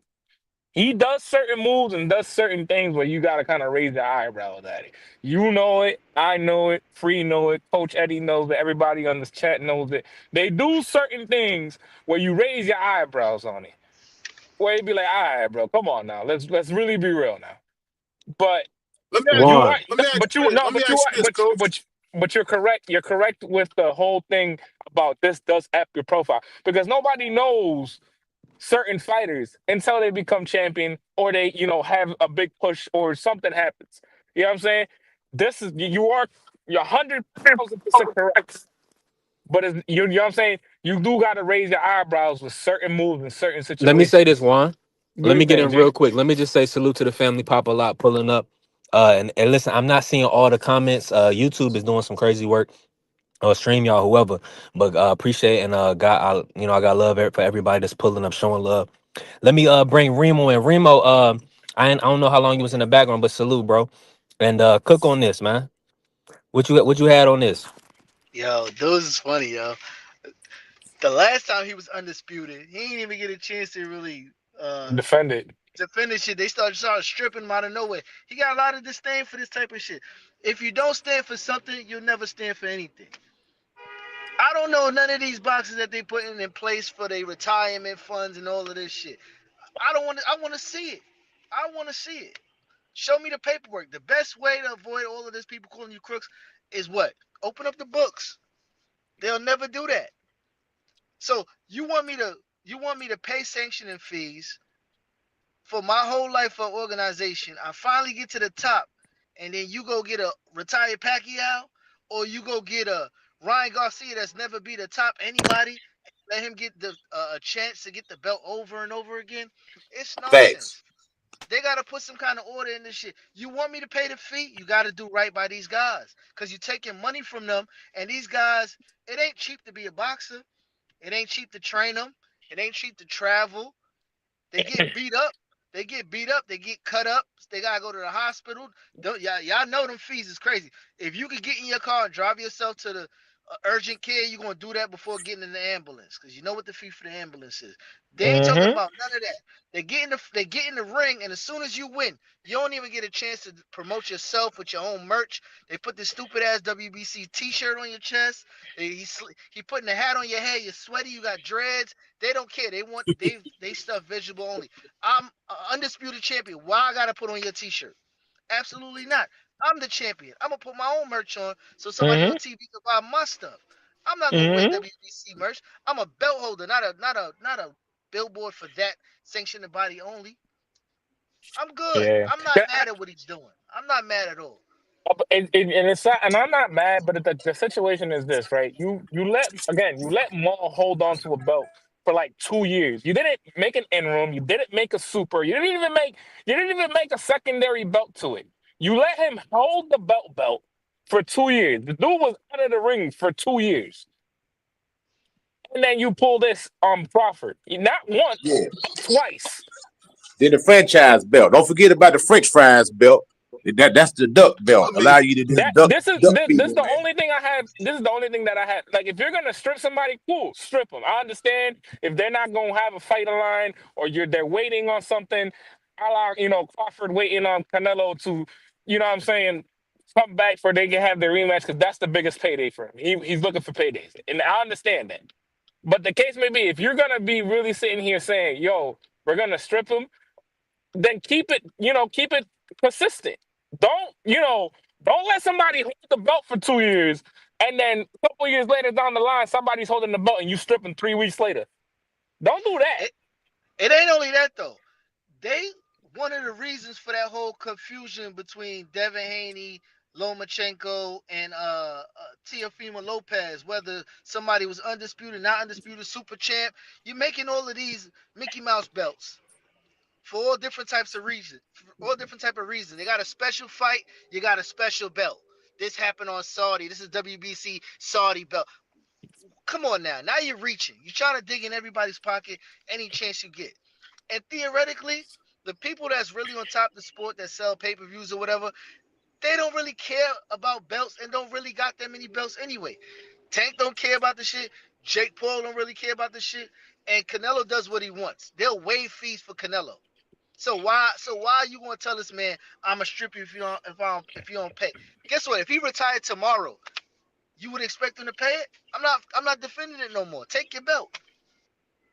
The profile doesn't change. It doesn't change that I went into the ring, I trained for 8 weeks, I kicked ass and I won. Yeah, You know what I'm saying? Riddick I mean, Bowe that means just throw just do it the belt in the without the trash belt. can. Then Riddick Bowe do this throw the belt all in the the trash time. can. They do this all the time. They do this all the time. Just like when you go to buy clothes, they want to call the same old polo we've been buying forever. Oh, now this is purple label. Oh, no, this is this. Now this is that. I've been buying the same polo boots since I was a kid. They talking about, oh no, these are a certain brand now, so these cost more. It's nothing more than the price of doing business. That's all it really That's comes why, down. and that's why you dress bad because you're still wearing the same stuff from the '90s. You gotta That's update your stuff, crazy. brother. That's Gotta update, crazy Hey, brother. work. but you know what I would say to that? Hey, I ain't got nobody to impress, and I gotta wear what I like. When I was a kid, I like the way Young Joe looked, and for my where I do How I do my business, I can wear polo head to toe, and that's what I like to wear. You got to be yourself. That's one thing niggas are scared to be is who they are. That's one thing I like about Bud. Bud is not afraid to be himself. You ain't got no niggas to impress because the only people that really matter is when you shut that door and the people that's in the house with you. Those are the folks that matter. Everybody else is just talking and giving opinions. And I think it's wrong that Bud did that, but I will say, hey, what can you do about it? When you're not getting the money, I'm gone. It's the same thing like what Errol Spence did to Derrick James. You're not getting no extra money. You get what I told you, and that's it. That's all you can do. I mean, Yeah, he did. Mauricio did ask for it off the back end. He was like, "I'm guaranteed 10 million. Why are you taking Yeah. percentage off of something that you making up in your head? You saying 50 million or around that? You don't even know the real number."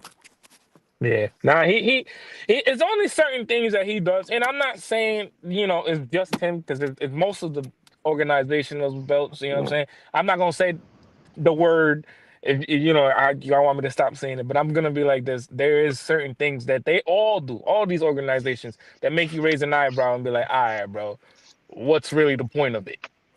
You know what I'm saying? But again, I Hey, understand it's a business, it's whatever. Now y'all y'all know what it saying what the was? people Like, want to hear, cause they was in here and then BVO, you know what I'm saying? We all seeing what it is and what it ain't, and the hey, people loving it, they cheering y'all on, and the next thing you know, the principal had to come in and settle the class down and everybody disperse, man. But hey, hey, BVO, that's the role we gotta play sometimes.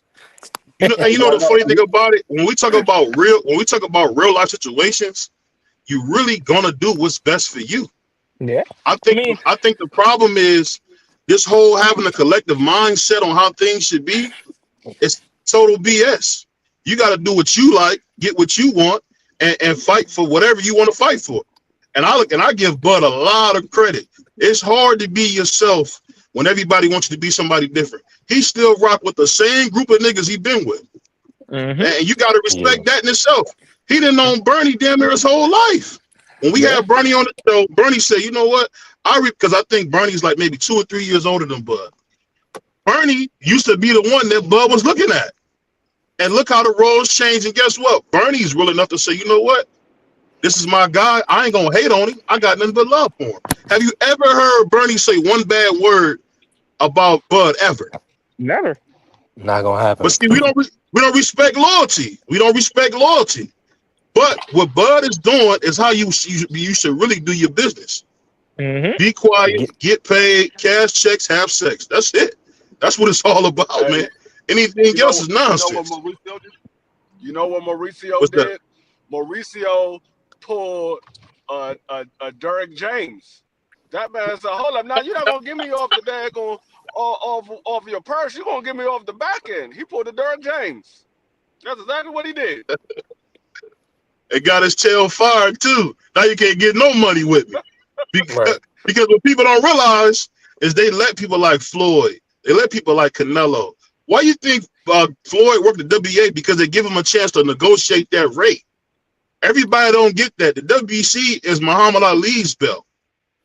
That's the belt. You got to remember, every champion that we heard of in the 80s, 70s, and 60s, in the greatest time of boxing, wore the green strap from Jose Suleiman. When y'all heard the first undisputed fight, when it was Sugar Ray Leonard versus Tommy Hearns at welterweight, that was the WBC versus WBA strap. So you can't tell me nothing about the strap I am. We're a name brand. It's just what it is. You got to pay for it. It's green. You got to pay for the It's brand. iconic. I'll give you a prime It's example. You got to pay for the lineage. brand. So my wife wanted a certain type of purse, right? And I'm thinking to myself, what the hell are you going to need a purse like that? That's what I'm thinking in my mind. But you know what I realized? Sometimes you got to get people what they want, and you got to pay more for what you want to have. And Buzz said, hey, I don't need it. I'm on the back end anyway. But Yo, we didn't think Bud was going to realistically defend them belts. We didn't think but that. what if we shifted the mind state? You know what I'm saying? Everybody beforehand coveted the green belt, the green belt, the green belt. All right, y'all, I'm gonna show my age. You remember when Shawn Michaels was the Intercontinental Championship? Yeah. Remember he Yeah, put that white paint on that belt? There was yeah. never white paint on that belt. Everybody wanted that white belt after that. He's switching narrative on shit. Sometimes that's just what you gotta do. You gotta stand for something. Bud say, you know what? I'm not paying that. And that's Mhm. that. And that's sometimes you gotta when you're the first person to put a hard stance on something, you look crazy. But now if I ask you on the back end, all right, you know what? You want me to pay this sanctioning fee? Now negotiate with me. I need you to take care of whoever who's struggling as a boxer. You ain't willing to do Mhm. that. I ain't carrying the belt. Now I got the leverage because I'm one of the big purses out there. That's why you got the situation with what's the division 147 right now. They got nobody as number one with a That's the with a whole. What division is that? Which Well, one, that's the Remo? My WBA. bad. They do that all the time at WBA where they don't have a number they got one. nobody as number one. That's nonsense. Yeah. Everybody paying their Yeah. fees, and you got nobody as number one. That don't make no Right. sense. So what am I paying for to travel up the rankings? Why am I getting punched in the face to travel up the rankings? And then when it's my turn, you gonna tell me it's not my turn, but I'm paying you. Well, Remo, let me ask you this. You telling me now I know you do a lot of cool stuff with the clothes and stuff. You never had to give away stuff so you can get on to you can actually get people to pay for it. You never had to give away no heat. You always gonna have to give something up, but you know you're gonna get it back in return. But me, I don't really be what I call it pickle pulling. I don't be doing all of that. I see dudes, they are who they are. I'm a man, I put my pants on the same way. I ain't never have to do nothing strange to get me in no rooms. And I've been on some of the biggest stages. I did the Hip Hop is 40 fashion show. All I had Mhm. to do was just work the room and just talk, be myself. But for me to just say I'ma sell my soul to to give in to the man or whatever, I'm never gonna do that. And that's why I took a break from it now. Because I'm not doing that. The talent is me. The boxers are the talent. You got a guy, Mauricio Sulaiman, he took over his daddy company. He just handed down taking money. That listen, what's the difference between him and the plantation owner's son? Same difference, brother. You you a cold dude. Now you're a plantation owner. That's I'm sick, just man. saying. I'm just saying. He But got he you got can he say got that he got now. no You can look think about go it ahead. though. He got no regard for anything. He said, you know what, he not paying me. I wish him the best of luck. Give me my belt back, and that's it. That means I'm cutting all ties with you moving forward. It ain't no renegotiation, a conversation in the background. And the first chance he got, he jumped in front of the camera and told all the man business. I can't trust you. Why would I want to do business with you? Talk to him, man. I mean, I get what you're saying. The thing that's so crazy about it is this: what Mauricio's doing is what we see all the time. It's what's best for his company. And at the end of the day, guess what? It don't mean nothing for Bud. But when you want to come up, everybody, I get it. Everybody on the internet is rich, famous. Papers they got stacks to the floor, full pockets full. But for those people that's on the come up, man, you need those opportunities and those looks. You just do. And sometimes I put it like this: not saying you gotta compromise, but sometimes you gotta say, you know what? I'm gonna pick my battles. So I'm not gonna go into this battle. And a lot You of know, young fighters, from what I've seen, they have to pick and choose their battles in order to make the money they want. Prime example: I talked to a guy who did a show.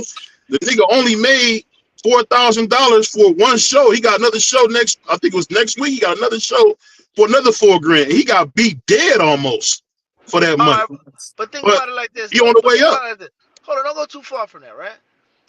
But The thing is, I shouldn't have like they got the money has to go into something that makes sense.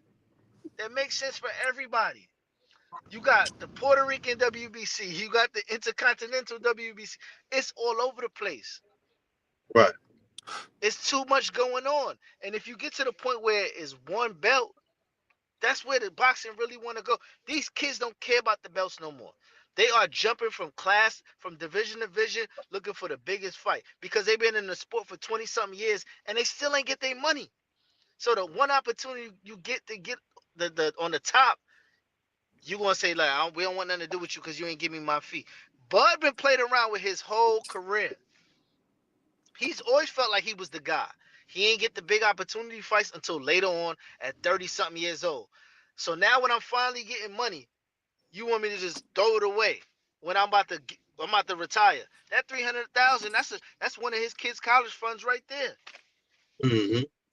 Ain't no Agree with pitching what in you're this. saying. I agree with what you're saying. I'm thinking the only thing I think the only disconnect I'm having is this. You got to understand that these guys you're talking about are at the very top. I'm talking about how the system works. The guys at the bottom do benefit from it. Those guys like my boy Keith Cologne is coming up. You know, like my man Tamar Jackson is coming up. These young up and coming guys you don't know yet, they're only getting more notoriety because they're coming up through the WBC. That's the thing. So I'm saying the system might not work for the top 1%, but I guarantee you everybody not papered up like that. But on the internet, I get everybody's rich. Everybody can say, you know, they got this and that. But I'm talking about in real life, real dollars and cents. The fighters I've talked to, I've been blessed to talk to, they all say you need these guys on the way up. And be honest with you, the only reason Bud struggled is because Bud wasn't very well liked. And that's another thing too. Being liked is important. No, Bud was in the field picking the cotton. He wasn't in the house serving lemonade. I'm telling you, man. You He had sick, man, with he had that slavery talk. You sick. think about it. He had Uncle Bob. He had Uncle Bob over there talking bad about him in public. I lost a house in Malibu and Beverly Hills and all of this, talking the man's career down. And this is something that he worked on. He earned that. But for a man not to promote you not in a way that you felt as though I was good enough to be promoted and you didn't put the dollars and cents behind me, and then you try to publicly defame me so my business moving forward it dims my light and I continue on myself now and I get to the highest level and then I got to deal with another plantation owner. Come on now. Let me ask you this. Now, you say that, but Bud in 2006, when he came to be professional, I think it was 2006, Bud Crawford was not a big time youth prospect. He was not a big amateur at all. And if you think about what the top rank did for him, Uncle Bob put his arm around him and gave him a chance to be who you know him as today. He wouldn't have got that chance. It's Coach Eddie will tell you, it's some bad mofos. My bro Ofacio looked like Roy Jones in the ring. If you're not given the opportunity, you won't do it. It don't matter what you can do. There's some niggas who can ball better than Jordan, ball better than Ant-Man, but you will never see him. It's about the opportunity. So I can't hoop on Bob and say, oh, Uncle Bob, you a piece of trash because you say I'm losing money. Of course Uncle Bob losing money because he was the first one to spend money. You got to see that. That's the thing. There's no loyalty in business at all. Bob is the first nigga to spend money on this nigga Bud. That's the first guy to say you can do it. BVO, what was Crawford's job in signing with Bob? To be the best Get boxer paid. he is, Yeah. right? To be Right. no, to be the best talent. The Right. man don't drink. Right. The man don't smoke. He live a clean life. He always in the gym. He's done his part. As a boxer, you dealing with Ali and you dealing with all Sugar Rays and all this. That's your job. You're a promoter. That's what your job is. I'm doing my job at the highest level. And I didn't see how it went bad for people like Zab and AB not staying focused on the sport. I done seen dudes do it the wrong way. And I've continued up to almost 40 years old, living a clean lifestyle. And whoever you put me in there with, I'm taking advantage of them and I'm being the best me. I can't fault him. He's doing what he's supposed to do as a professional. Unlike a lot of the He other paid ones. his dues. He paid his dues, Remo. He been paying sanctioning for years, man. Hey, listen, what job you know? Let's forget boxing. What job you know? 25 years, 30 years down the line, that you don't get no pension, you don't get no medical coverage, Right. and when it's all said and done, you just walk away. There's nothing, no severance package. So you just gonna let a man talk about you owe me 300,000, give it to me. Not only that, we talk about the ranking. Shout out to Keith Cologne. It is not no guarantee these sanctioning bodies to get you a title shot. Cause like you said, they gonna pull for a bigger fight. So if Manny Pacquiao wanna come out of retirement, Giasoff can't get a fight with Rolly. That's just how it work, man. These sanctioning bodies are for profit. Look at Albert Bell. He still never got a title shot. I'm sure him and his promoter paid sanctioning to be number one ranked, at 130. But you know, So Albert Bell got paid. See the thing that I love is when cats always step over what's really happening. Albert Bell took $1.5 million for step aside money. Stop taking step aside money and then cry and say, "Oh, I never got my shot at the belt." Your chance was mandated, but you took the money. But you That's next the in line thing. though. Niggas But take the that doesn't money skip you out. and then cry about the results. Don't take Yeah, my but that money don't. then. But yeah, that they don't was because knock they you was out the never gonna line give him though. a shot. But that don't knock you out the line though. You still should be next if you step aside for that fight. You still should get that bread. Let me ask, Coach Eddie still in there? I can't see the thing, but if he is, Yeah. look at Ryan Garcia's skill set.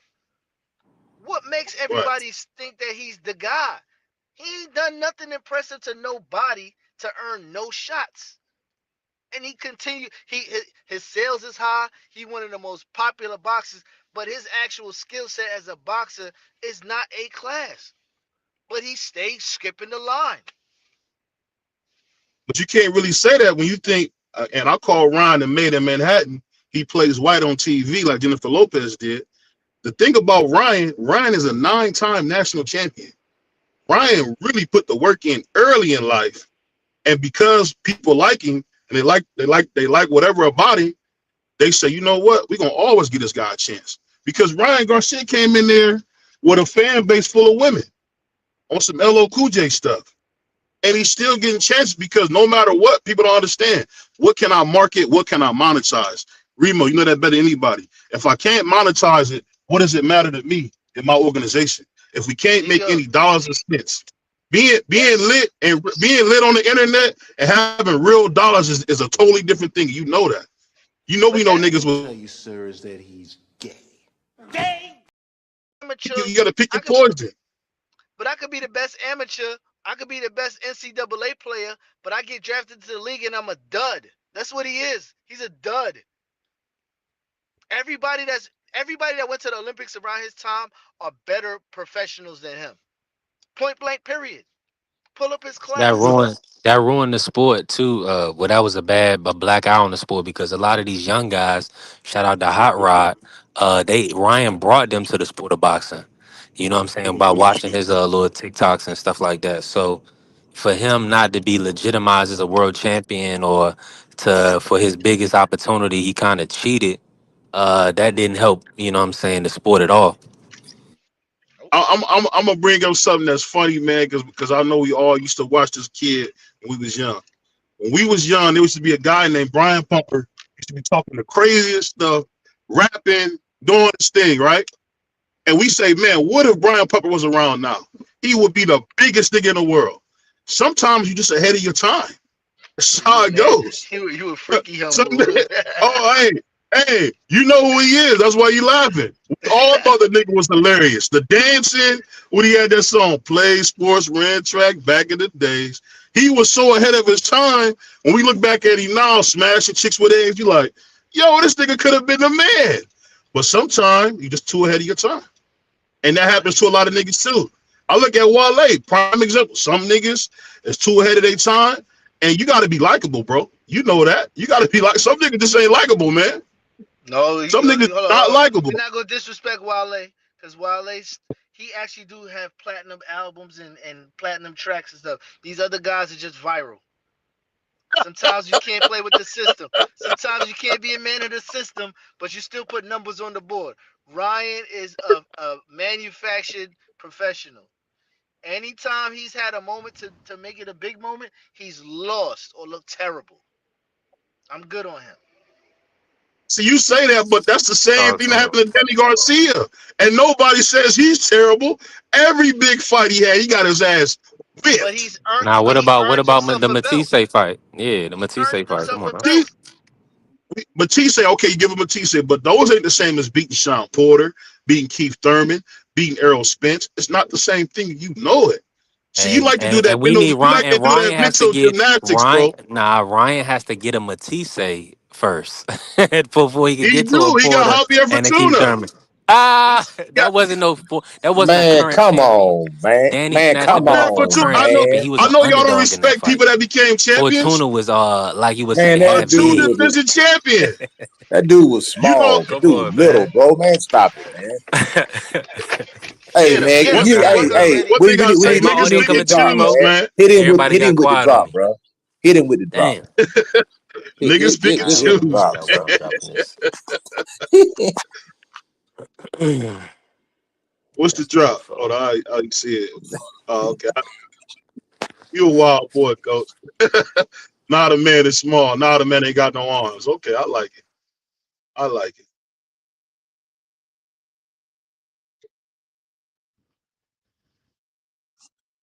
But yeah, like I say, Ryan Garcia, he still got a question mark over his head, man. You know, until he get a belt or beat somebody of note. You know, right now he's a little bit above. I'll just say he's a contender. He's a contender in This my dude said opinion. I ain't gonna call Javier him a prospect. Fortuna, man. Javier That's Fortuna what I'm don't That's count. saying. I'm crazy. asking y'all. He don't count. Man, that dude is small, man. Ryan Hold brought that on. dude up, man. That dude is like tiny up under Ryan Garcia, man. Like It dude don't came up to matter. You came see up how to his y'all pick and armpit, choose? man. Come on, man. BBL, Hold on. Didn't we BBL. see a dude 5'5" fight George Foreman? Stop it, man. Y'all can't do BBL. this, man. Y'all can't pick and Ryan got choose, man.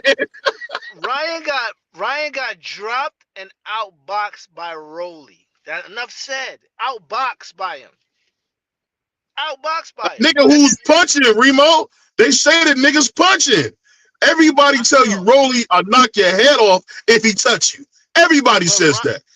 Ryan outboxed him. Ryan was outboxed. It wasn't just he just got knocked down the one time and he got outboxed thoroughly for 12 rounds.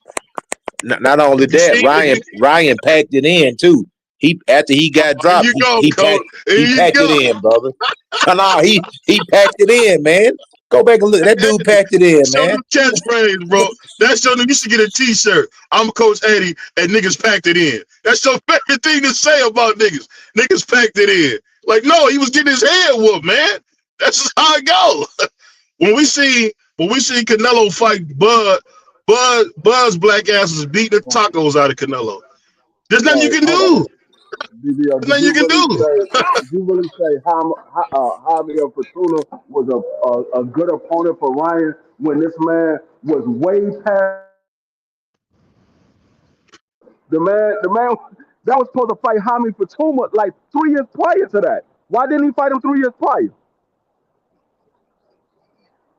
Hey, I'm not in the camps. I don't know what it You was. know I'm why he just didn't. saying. You Don't ain't got to say why you're not in this camp. You know why? Because he had just got knocked down by Luke Campbell, and he knew he wasn't that good, so he had to wait for that man to get old. That's why. didn't he That get man, up and stop Luke Campbell? he stopped And man, himself. that dude kept pulling out of fights all the time, man. That man Ryan stopped himself. That man said after he beat Luke Campbell. That man said, "I'm the king. I'm the king of the division." And the man said, "I'm having mental," and went on a 2 year hiatus. That's what After see. That's getting, what messed him up. after getting, That's what messed him up was that. no, what messed him up is getting dropped by daggone Luke Campbell, somebody that didn't do anything. He was a gold medalist and never did nothing in the sport of boxing. And daggone Ryan Garcia was the guy that got dropped by Luke Campbell. Every notable fighter that fought Luke Campbell whooped Luke Campbell's tail. Hey, Yeah, I that think Puerto Rican I free. did. Did He cold blooded. Lomachenko stop him too? Did Lomachenko stop him? No, Stop they Luke fought Campbell? tooth and nail. No, they fought Yeah. tooth and nail. Did he stop him? No, No. they was tooth and Okay. nail. Loma almost lost that fight. Loma, but I gotta remember, everybody's not watching boxing for the sport. People watching it for villains and heroes. So I get it, because if that's the case, just enjoy the sport because we about to fight Now the Ron biggest. Garcia ain't no hero. I'm saying that's what they looking for villains and heroes. Ryan is definitely a villain, but you know what? I get him Made in Manhattan credit, man, for what he could do. He did a lot, man, and I think he got a couple stupid paydays from it too. No, Nah, he sold his. No, you already know. I'm not going. I keep it straight down the middle. I'm not going to trash nobody that I believe is a decent fighter. But what I will say is, I see the play. I see the play. That man literally avoided Luke. He avoided Fortuna because he knew Fortuna was too much of a threat. He was just in there with Luke Campbell, who was not on the same level as Fortuna. And then he was supposed to fight Devin. That was the main thing. He was supposed to fight Devin. That man literally went on a hyenas after that. Remember, Devin had got in the ring and he said, "Yeah, let's make the fight next." And then that man, shortly after that, he said he's going to sit back and get things straight Nah, because he he's had having mental mental health issues. issues. Free. He said he claimed he That's had what I'm saying. a mental disorder. That's why I say he's going to get things straight because he was having mental issues. Because he knew what was playing in his head was, man, I just got dropped by Luke Campbell. Now I got to get in there with Devin. Oh nah, dog. This can't be. This can't be. Not to mention, he was that fight. He was the number one contender. He fought JoJo. Was it JoJo? No, he fought Fortuna to be the number one to be the daggone interim champ. How you gonna be the interim to the interim? Hey, I like, and see, that's why I like Puerto Rico Free. He gonna bring out the facts.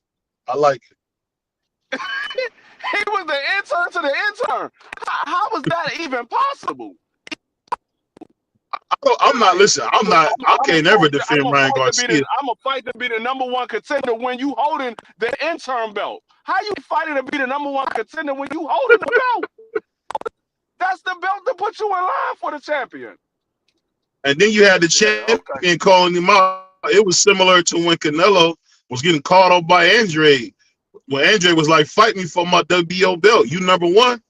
I mean, that's just how I go. That's the business of boxing, like your boy Remo said. Sometimes it get ugly, but sometimes it's nice. Sometimes it's nice when you got to see a really good fight. Don't put that on Tank. Don't put that on Tank. Ryan was the one that brought up Tank's name. He said, "Man, I knocked Tank out in 2 rounds." He did it on Mike Tyson podcast, and Mike Tyson called Tank Davis. And Tank Davis said, "Let's make it happen then. Let's make it happen." Nah, that was Ryan that asked for that. I got one more question. Hey, a lot of us thought he was going to beat him. Question, y'all.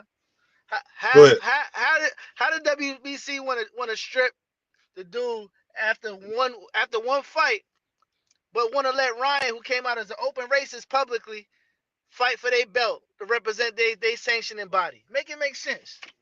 They don't care about blacks, Remo. That's an easy answer. That's how it's always been. Everybody can disrespect black Americans and nothing happens.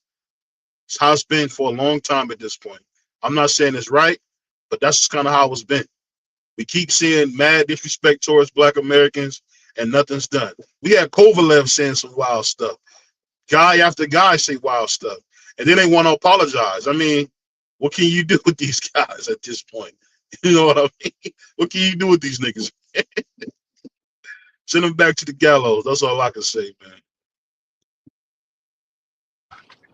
But let me ask y'all this. Get 10-second chance for no reason. Dog, you would think Ryan had 2 gold medals in the Olympics. The way he getting chance for a title every 2 fights. He make the ladies come out. This is what it is, bro. That's all it is. He make the ladies come out. Whatever he's doing, they monetizing. Hey, whatever I'm gonna tell you this is what they do. This is what he do. He make the ladies come out, and when he get in the ring, the dudes make the lady come out of him. That's what happens.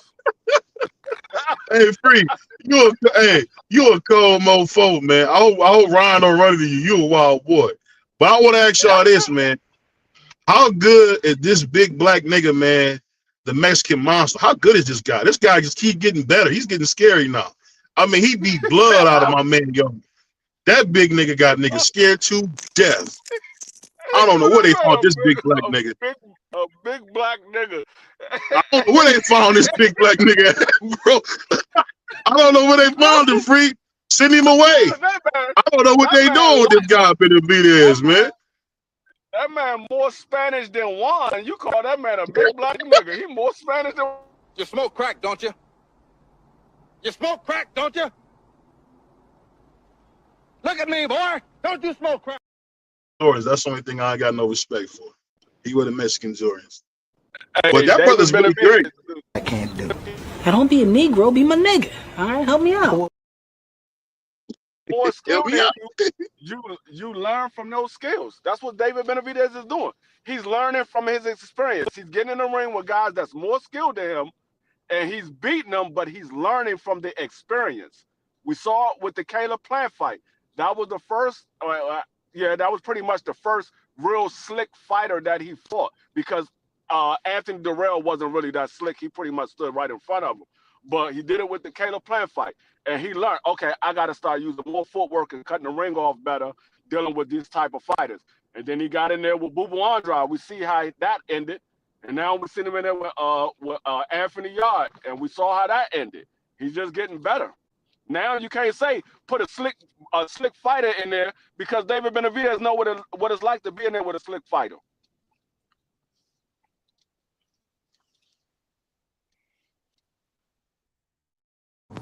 Yeah.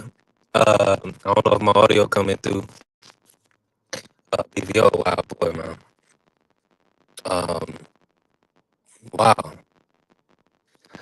Listen, man. Yeah, Anthony Yard made that man look like a highlight reel, man. Like, bro, Anthony Yard, man, that dude let me down, man. That dude was trash in that fight, man. He got cooked. Like he didn't even show up. He just came for the paycheck, man. He packed it in, man. I try to tell you, coach. I try to tell Y'all you. packed it in after the first round. I try to tell you, coach. That man Man, that gets dude got a winded after 4 rounds. I try to tell you. man. That dude didn't. I said, what type of game plan y'all got? That was the worst jab I ever seen in boxing history, man. Man, where you get that jab from? Trash, man. Yeah, man, I was terribly disappointed. You supposed to be a world class fighter, and this is the best jab that you can show up with. And then not on that, man, you got beat to a pulp, man. It was embarrassing, man. I think Lyndon B. Arthur would have put up a much better fight than that. At least he has a jab. Anthony Yard, man. Matter of fact, man, Tunde, oh man, he need to hang it up, man. It's over with for that guy, man. He need to go pack it in, man. Be a bodybuilder or something, man. The dude let me down, bro.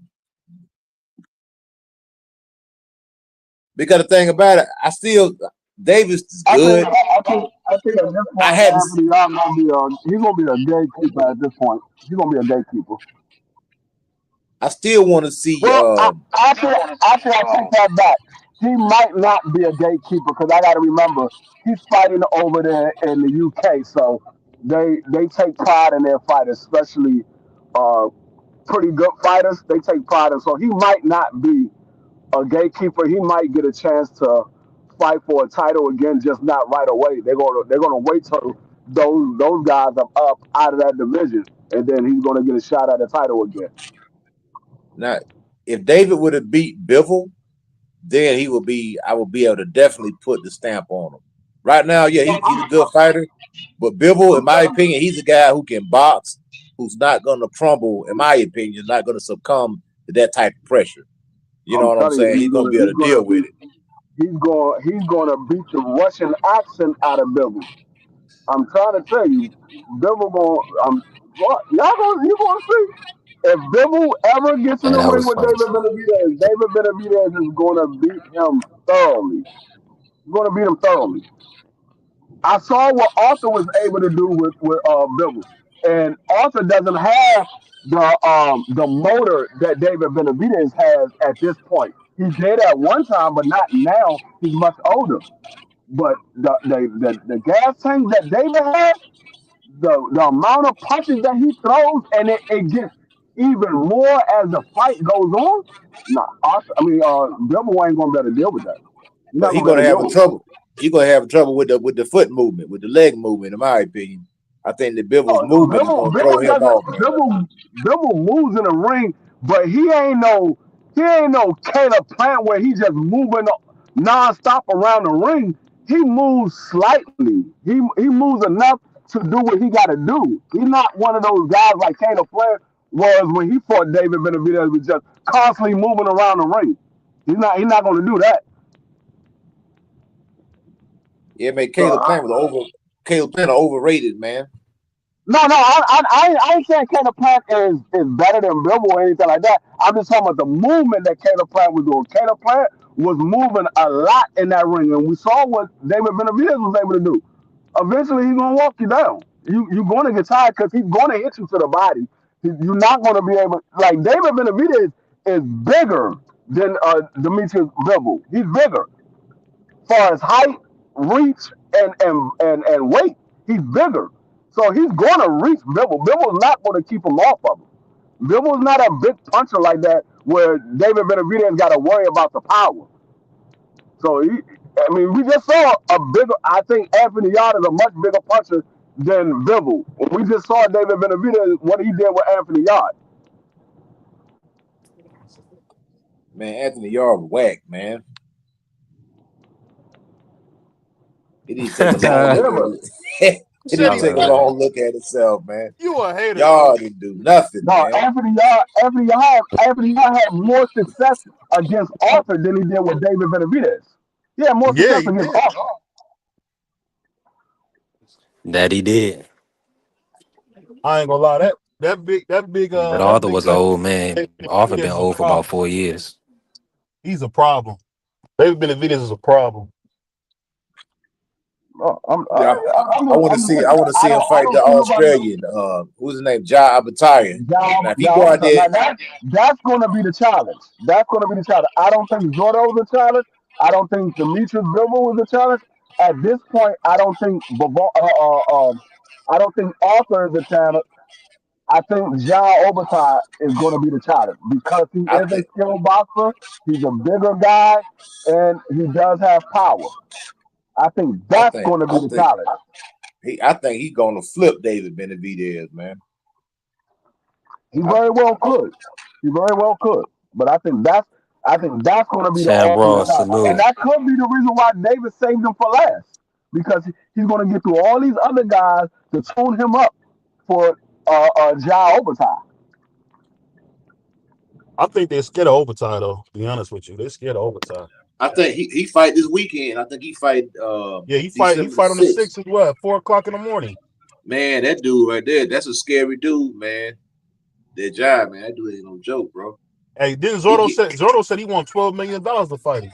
Cause he going to sleep. He know he going to sleep and then messing with that dude, man. He a monster, man. But Yeah, I feel yes, like this. Go ahead. That dude Zerto, like I say, he just blew And up. He really that was more like Oscar asked for that money. Oscar asked for 12 million because he ain't trying to mess up his investment with Zerto, man. No, but what reason I say I believe it's from Zordo because Zordo was talking crazy, on ESPN De La Portes saying nobody knows Ja Obertai. It don't benefit him to fight him. He's a nobody. He was going saying all this stuff like I'm really working on my Spanish. You should hear how some of these Spanish fighters say stuff in the context they say stuff, man. He made it seem like who is Ja Obertai? I'm thinking like the nigga with the Ring magazine. That's who he is. Yeah, you could say that. But Zerto was saying this brother just came around a month of Sundays ago. Zerto been around kicking ass for years, moving up, and Zerto damn near got about 50 fights. Uh, Yeah. this dude, Job Batai, I mean, he just got here. Mm-hmm. He did, but he been beating people dead all the way up here. All we see is bodies. Feel like we on the wire. It's bodies. Every time he fights somebody, they laying dead. He be like, what is this dude doing? I mean, I wish a guy like Joe Obertai was around when we had dudes like Andre Ward or James Toney, like niggas who can challenge him. Because these guys can't mess with him, man. I don't even think the great Mexican monster can beat him because Josh special. Hey, BV, I got a question for you. Yes, sir. I'm thinking about it the other day. You think that boxing, like the evolution is here as far as like all the old niggas they pretty much done? Because I think PBC model kind of screwed them in the back end. because they took all of the main fighters from Oscar and all them other guys, but Right. they so top heavy. You can't see these fighters fight no more because they're not willing to take no pay cuts. Yeah. But I think the motto of boxing works if you push the younger guys because they're not pay-per-view stars. But you get to see them more often to build them up as stars. These older dudes, they more prima donna. They stuck in their ways. I Yeah. think I think boxing kind of frozen because of these guys. See, boxing's not doing a good job of cannibalizing itself. What used to happen in boxing is like any other thing, like, me and you basketball fans. At some point, the old guys can't do it. Like when we seen Jordan in 2001, he was an imposter. That wasn't the Michael Jordan I seen Chill, chill, when I chill. was a kid. We not doing that. We not I'm doing just that. saying, Chill out. he was an Chill out. Chill out. imposter. Tommy And that's what, Dread, salute. Decision. Don't do that. Don't do that. Don't do that. no, I'm Don't do just Yeah, I that. thought saying, I'm they saying say wasn't when he you still look at the an guy, all star or something? say Yeah, it wasn't again. Absolutely. He was putting himself in he? position to Yeah. go in the front office. We're not gonna use Michael Jordan. We're not gonna do that. We're not gonna But do no, what I'm that. saying is what's happening And in Tommy boxing, a lot Dread, of the salute, fighters we family. grew up watching from that 2008, 2012, those guys are really the 2008 class is leaving boxing. Those guys from 2008, what's that, 16, 17 years ago? Those guys like your Keith Thurmans, your Danny Garcias, Errol Spence, those guys from that '08 time, they all kind of going away. And now you're seeing more of the guys from 2016, 2008, 2012 was kind of going by the wayside, because Anthony Joshua won his gold medal in 2012. And the guys from 16, the guys now, those are the new guys you start to see. So at some point, I think it's good. We're getting a lot of niggas out the way. Um, One chip that's gonna fall, we really gotta see what happens with Canelo and what happens with Tank. And I say those two names because those are the most polarizing guys in the sport. And as the stars go, boxing goes. Because for some reason we can't find him. I don't know what's going on. Hopefully Jake Paul don't get beat dead and give us a good showing, but we really ain't got no heavyweight champion. They playing football.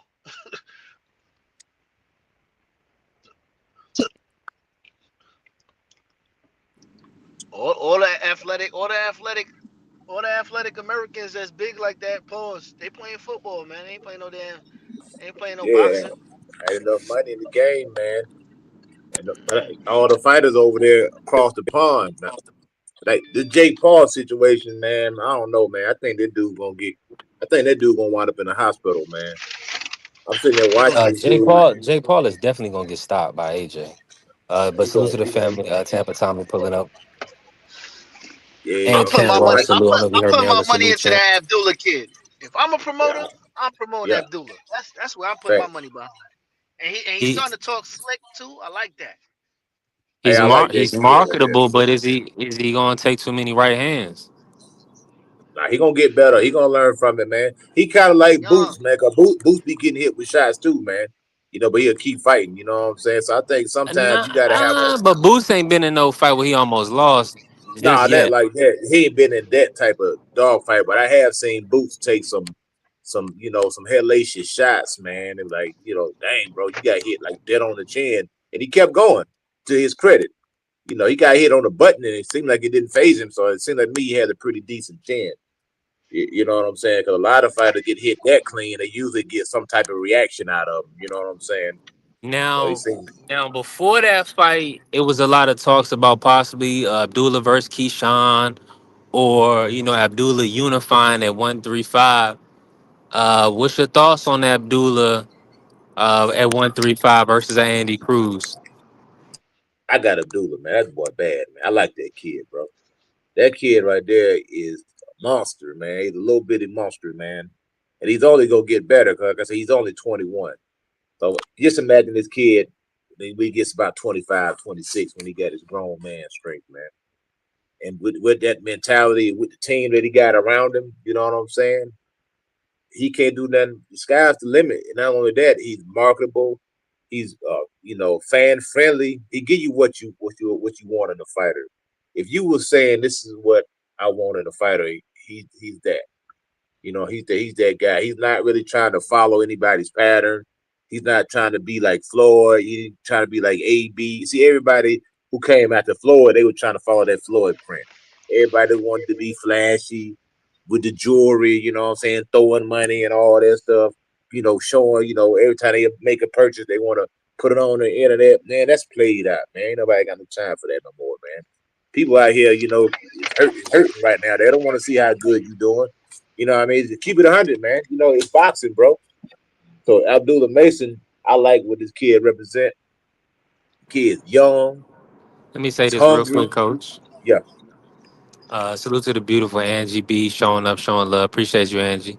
You already know we working. I'm moving around right now. Listen, I still got the family in here, Coach Eddie, Remo, D Free. Hey, we getting to it now. Remo, I was able to put this question now. I wanna phrase this to you, right? Um, and my brother Marky Dan pulling back up to cook with us. Salute to Marky. We gonna cook. But let me bring you in on this, Remo. So it looks like Turkey has kind of maneuvered his way into getting Hamza another title shot. Um, do you feel like in Billy, Hamza is going to beat Billy? What's your take on that matchup, Hamza versus Billy? And then I want you to, what do you want to see from Crawford? A lot of the guys were saying Crawford should go ahead and retire because his 160 plans with Janibek looking shaky, and now he's getting stripped at 168. What do you want to see from Crawford? I don't know too much about the other two in the first. I gotta do my research on them too. But Well, Hamza is the one that stopped Berlanga just recently. oh, okay, And you okay, remember, okay, okay. And Billy fought Lester Martinez. He's the Canadian African that fought Lester, and it was a draw. That was on the Canelo Crawford undercard. I don't know what they expect from it, but the boxer's old turkey something. He been paying a lot of checks, so whatever he want going on the exiting his reign in the United States or whatever his partnership out here, they better do what he say. He put a lot of money into boxing this year, so if he want his guy in position, fuck it, why not? I ain't mad at it. And the whole Crawford situation, Crawford could ride off into the sunset right now. His ticket is already set in stone where he gonna be at in the Hall of Fame. He don't got nothing to do left because they gonna politic him to death now. You know what I'm saying?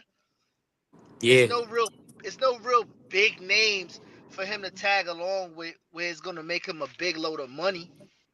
Unless he play the starve out game like I'm retiring, I'm coming back out of retirement and play that Mayweather type of thing, but he don't gotta do nothing else. This shit is set in stone already, man. Hmm. But before I go to the next person, I was thinking about who could be on this card for Shakur now. So I would like to see, I would like to see my man Shushu because he's from Brooklyn, and Mm. I would like to see if Shakur could get the DB3 boy to come back against Hitchens. Hitchens is from New York. That's Shakur's man. They got a little friction in between there. I think Now you that would be a cooking. crazy card. Yeah, Keyshawn versus Hitchens for the title of 145. Yeah, and then you could bring if what you call is ready, if Abdullah's ready, he could unify with the other guy. What's the other guy that got the 135? The one that fought They well, the Muratala's about to fight Andy Cruz. oh, okay. Yeah, That's what I was they talking lined about. up in January. Damn. That'd have been a Mm, good one right there. But One yeah, you know what I'm thousand saying? percent. Get them two other guys on there, man. They from New York. I think that'd be good exposure, especially on that card. And it'd be some good fights. They'll probably It try to gotta bring be back good fights. Berlanga. No. We don't want him. We good on him. We good on him. He Now, from the Bronx? I believe so. Yeah. I'm good on him. hmm But go ahead. Now, I mean, we ain't gonna. I mean, we can stay on that really, because we didn't really. I don't think you got to cook on that yesterday, but I want to ask you this, Remo, and then I want Marky. I definitely want to hear Marky opinion on this. Oh, I'll do Marky first. Let me bring in Marky on this. We was doing Pause, it pause, yesterday. pause, pause, Okay, pause, hold on. Let me get myself in pause. order, right? Uh, I hey don't know man, what was just said, but it ain't had nothing to do with me. All the way pause. I think my audio about to go out. That's why I'm just gonna let it ride.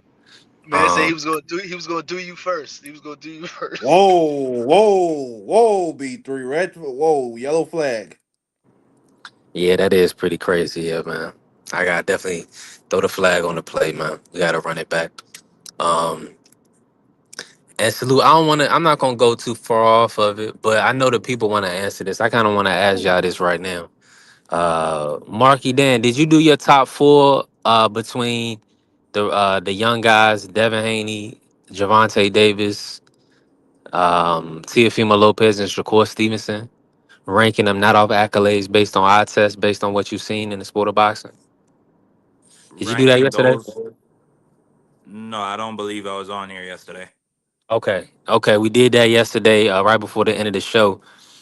And I want to bring Remo in on that. I'm not even sure Coach Eddie got to cook on that, but I want you to, based on what you've seen, Mark, out of the four young guys that's pretty much moving in the sport, rank them, man, based on what you've seen. Javante Davis, Devin Haney, Shakur Stevenson, Teofimo Lopez, 1 through 4. Just off their accomplishments. We're not doing based off eye test, man. Based off of who you feel Based like is off the the more eye complete test. fighter. Yeah, the most complete. Um, Number one, and people could feel however they want about this, but number one, I put Shakur up there. Um, I really like Shakur's style, and I think that he is a lot of people like to get their panties in a bunch when I say this, but I think he is a special fighter.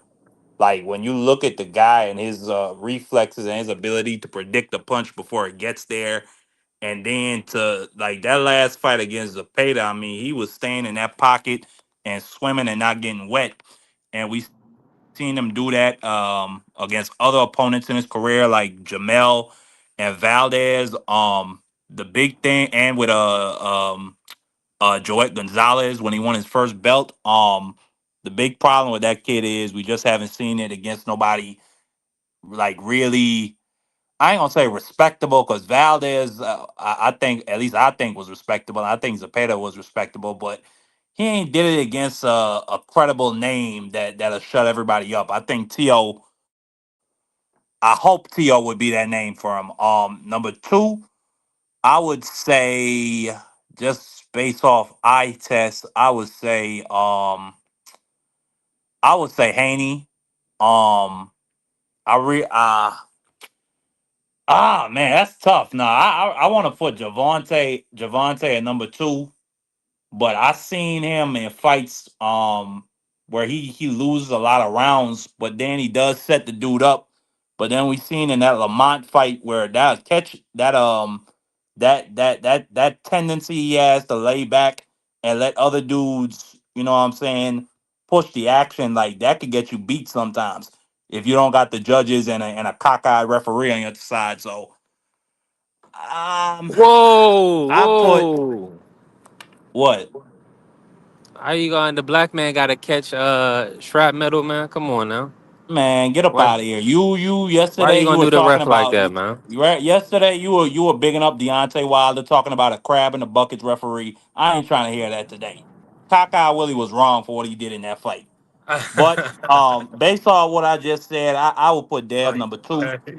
I put Tank number three, and I put T.O. number four because we done seen T.O. get beat maybe twice, maybe three times. Like that Sandra Martin fight, I maybe had him winning 3 rounds at most in that fight. And he got dropped twice. I did not think T.O. won that fight at all. You know, like T.O. the type of dude, like any given Sunday, you could beat that guy. Yeah, man. I'm with you. Hey, listen, good list. Before I bring Dondra again, Remo, you got a list on that? I could throw one together real quick. Um, from what we've been shown so far, I would probably say Shakur. I'm agree with Shakur number one. I think he's the only one that showed he could neutralize another opponent's everything and still be in his own comfort zone. I want to go two. I want to say Tank is two, based on the fact that I'm gonna take the Roach fight out of it because when somebody's so familiar with you and then like you've been that target for them for so long and you didn't share time in the ring with them or let alone any So you sport. going? So you going to Somebody's take the Haney fight out? The Ryan fight out for Haney because no, they no, I know ain't each take. other. You gonna let me finish? Go You gonna let me finish my ahead. Go list? You ahead. gonna let me Go finish my ahead. list? But out of I'm those just out of joking. those four names, he's the only one that has proven that if he sets up who he can set up against him, that's fighting against him, he could detonate him with one punch knockout. He has different abilities than all of them other dudes in the skill set, and he can box. I don't know. At some point in time when he got real, like complacent with his pace, because he used to start off real fast initially, trying to get you out of there within the first four, but now he don't start until the fifth. But he has abilities to change the pace of the fight, so I'm gonna put him at two. I'm not gonna say Haney three. I'm gonna give him two B, right? Because shit, he is the only one that could stick to the game plan from 1 to 12. He might be lacking in some power and all of that. I think he might have found his sweet spot at 147. I'll say that. I think the other dudes could float in between weights and be as successful without hampering themselves. But I think 147 he looked real sharp. So I'm gonna give him 2B. I don't want to say three. For me, T.O., I've always had a disdain for him. He looked good in versus Loma and Josh and who's the other guy he beat? Uh Who? Tio? T.O. and Josh Taylor. Loma Josh and Taylor. Josh. That was the two big ones. Yeah, Loma and He Josh looked good. Taylor. He looked good in those two, right? But if y'all go back to the Richard Comey fight, right? Both of them jokers closed their eyes and swung at the same time. Both of their heads down, eyes closed shut. He just caught him. He just caught him first. They threw the same punch. I've never been super impressed by Tio. I'm not gonna lie to you. He's doubted himself. He's been outboxed. I think he lost to Jermaine Ortiz myself. People say, he might have let off on the gas, but the dude's getting outboxed. He couldn't cut off the ring. His skill set is kind of weird. He looked fleet of foot against Josh Taylor because Josh Taylor is a white man with two left feet. So it's a little different. But I just think I have a lot of question marks if you're going to put him up against the other three on the list as well. So I'm going to have to go with number four. I mean, number three with him. Number Okay. four, sorry. Yeah, he's number four, and then and Haney's two B. Okay, I got you. Or two A. Let me do this real quick. You wanted to jump in free on this? Yeah. I was gonna do similar to what Remo did, but I got it this way. Um, Based off of what I've seen right now, I would say Devin 1A, 1B core, 1C, TO 4. I think I gotta put all of those guys at number one. I gotta put all those guys at number one because they all have attribute where those fights between each one of those guys are 50-50. And those guys have never lost. Yes, we got a draw and we got a no contest on two of the guys' record, but they still haven't lost. So I gotta have each one of those guys as one. Now you can maneuver it around who's A, B, or C, but I got all of those guys as one because it's a 50-50 fight between all of those. The only one that's not a 50-50 fight, to be honest with you, is Tio. Even with the Shakur fight, that's not a 50-50 fight. It's a good fight, but it's not a 50-50 fight. I got Shakur 60-40 over Tio, but it's a good fight. It's still a good fight for any one of these combinations to meet up is a good fight. But T.O. is the only one that's not a 50-50 fight.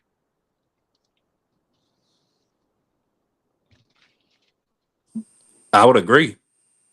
Hands down. I think that's sound logic. That's why I had TO at 4. I think Remo had TO at 4 too. Yeah. I think TO is a consensus number 4. Yeah, I got My audio going in and out. If y'all can hear me, bring it. Come on, come in, Dondra. What's your take? What's your 4, man? Put your list out there. Shoot, I got Tank number 1. I think he's the more. I think he out of the 4, he's the best offensive fighter, and I think he has the capabilities to have a little bit more creativity than the other guys offensively. I think Devin and Shakur are defensive geniuses, so it's hard. I got Tank 1. Probably, I think I got Shakur 2. Cause I think if Shakur can show that he has a little bit more combinations and a kind of switch up on his offense, there's nobody that can really beat him outside of maybe somebody knocking him out. Devin's 3. I think he's kind of limited offensively too, but I think he sticks to the game plan so well that it doesn't matter. He's gonna 1-2 your ass to death, and if you can't do nothing about it, you can't do nothing about it. And last is T.O. because it's T.O. I mean, I don't know what you want me to say. T.O.'s just a fight. I haven't seen him fight no black fighter, so yeah. So, How you see how's T.O. Shakur gonna play out? I think Shakur gonna box his goddamn head off. I think Shakur, if T.O. acts stupid, he gonna get clipped. I ain't gonna say he gonna get knocked out, but I think Shakur can put him down. I think 140 is Shakur's real weight class. Like if you look at his body, I think he's a 140 pounder, and I think he can make it easy.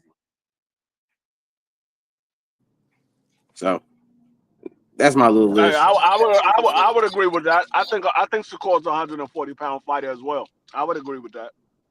I think 147 might be a little bit too big for Shakur, but he can compete there. But I see 147 being Shakur's limit. I think that's his limit. But 140 is his comfortable weight class. Yeah, I think he's gonna be very comfortable at 140. Yeah, You got.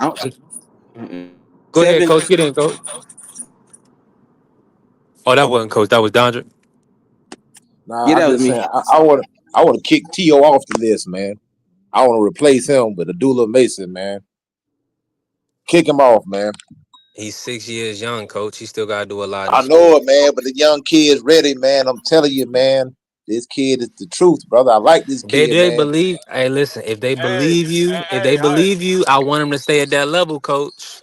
That's all I'm Yeah, hey, saying. coach. Hey, yeah. coach. I'm gonna tell you. Last year, I had Abdullah Mason on my top 10 pound for pound, and niggas was tearing my head off. They was like, "What? He ain't doing that." I said, "Dog, I don't base my pound for pound like y'all do. I go off of the skill set, not the accolades." They're like, "Man, he ain't doing it." I said, "Based off of what I see, that man is a pound for pound fighter." Anywhere in there, he fought a grown man. Sam Noakes is a grown man. 21, yeah, you a man, but when you 28, you a grown man. And he went in and fought this grown man. And the kid showed something that you don't see in a lot of 21-year-olds unless they're special. Typically, a lot of fighters would not have, they would have succumbed to that type of fight right there. This kid did, man. Yeah, Now, yeah, he don't. he showed nuts at Coach Eddie. I agree. Dylan Yeah, Mason showed he got the nuts to be a champion. Yeah, yeah, he showed me a lot. He showed me some people don't understand. Like they say, "Oh, he's gonna keep getting hit." He's 21. He gonna have to learn. But he's 21, and he showed you if I got to stand in the pocket and fight with you, I'm going to fight with you. And that's saying a lot. And he's a champion at 21. That's saying a lot. I think I think 35 is really gonna be his worst because I think he's gonna be better at 40. yeah. The kid's a southpaw. The kid got speed, got power. But I know, like I said, Melissa, as much as I hate it, I'm more of an offensive style fighter, and I prefer offensive fighter. That's why I like Abdullah Mason.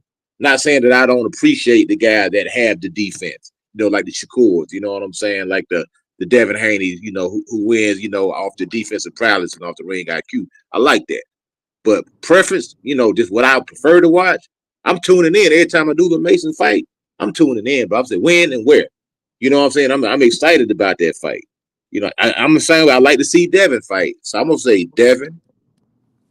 I'm gonna say Shakur. Now hold up. Tank. Let me put Tank there. Devin, Tank, Shakur, And I guess we're gonna stick with T.O. because that's the people y'all put on the Now list. what? Now hold on. Let me say what has you put Devin over Tank and T.O.? I mean Tank and Shakur. Man, Devin, man, to me, Devin got a style of boxing that's gonna be hard to beat, man. You know what I'm saying? It's like he kind of remind me of a guy who can do whatever it takes. Like he gonna make it. It's like to me, he got more adjustments. More. I seen him fight more different ways. I seen like he got more tools in the toolbox, so to speak, man. It seems like he's like a guy that reminds me like water. He can be whatever he needs to be in that situation. And not only that, I think he's kind of holding himself back a little bit more because I think there's more there.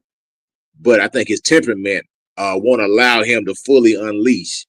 You know what I'm saying? Or maybe he's following the game plan, like Remo said. Devin is great at following the game plan.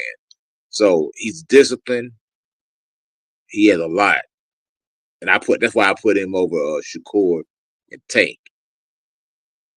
Tank to me is I don't know what's going on with Tank, man. It seems like he's not the same guy anymore, man. It's like that. I don't know if the fire, the hungers went away, or too much money, sleeping on silk sheets, too much internet. I don't know what's up with Tank, man. But to me, he's don't seem like the same guy that I witnessed, 6-7 years ago, man. Still an exciting fighter, a tremendous fighter, but I don't know. It don't seem like he had that same passion like he once did. Shakur, he I don't dislike the guy. He's not my favorite fighter. I don't dislike him though. I mean, he's okay. I don't get excited when he gets ready to fight, to be honest, man. But he's a good fighter. T.O., I can't stand the dude. I hope Shakur go in there and flip him over. And I'm gonna put Abdullah Mason as an honorable mention, even though I would replace T.O. with Abdullah Mason. Because I think right now, if they were to fight next week, I think T.O. would lose to Abdullah Mason. I would pick Abdullah Mason to beat T.O. if they were to fight For real, coach. next week. Stop, coach. Yeah. No, I ain't stopping. I'm being free, bro. No, man. Think about it, man, bro. You got to look at him. Look how many times T.O. is consistently inconsistent, bro. That man went life and death with Steve Claggett. He had some questionable wins where we thought maybe the other guy may have got the nod. Like T.O., he has problems with certain guys, man. He like with Jermaine Ortiz. I mean, if Jermaine would have stepped on the gas a little bit more, he would have won that fight, man. Shout out to the good brother Curtis Robinson. Yeah, I think Abdullah Mason. I think he beats T.O., man. Cook on that, Dondrick. Dondrick said he has a young fighter list. Talk about it, Dondrick. Yeah, number one on there, Abdullah. Number two, I like Jaleel Hackett. You know what I'm saying? I think he got robbed that last fight in Puerto Rico. I don't if people watch that fight, I think he got robbed. But he's a fighter who I think he reminds me of like a Bernard Hopkins a little bit.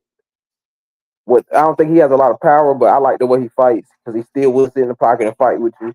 I like a Scooter Davis who doesn't get a lot of people. He just got signed with Top Rank, so hopefully we get to see him more. But I love Scooter Davis because he's a body killer. I like Moses Atama, of course. Then I like what's his name? He used to be signed to Devin. He's at I think. You talking 46. about what's his name? I had just had his name too. He was an Olympian he too. from New York. I know you talking about. You know what I'm talking about, right? Canal. Yeah, I like him. Yeah, Shamar Canal. Yeah. I like Xander. Because we got some young fighters that's coming up. Xander, I like Elijah. Is it Pacheco?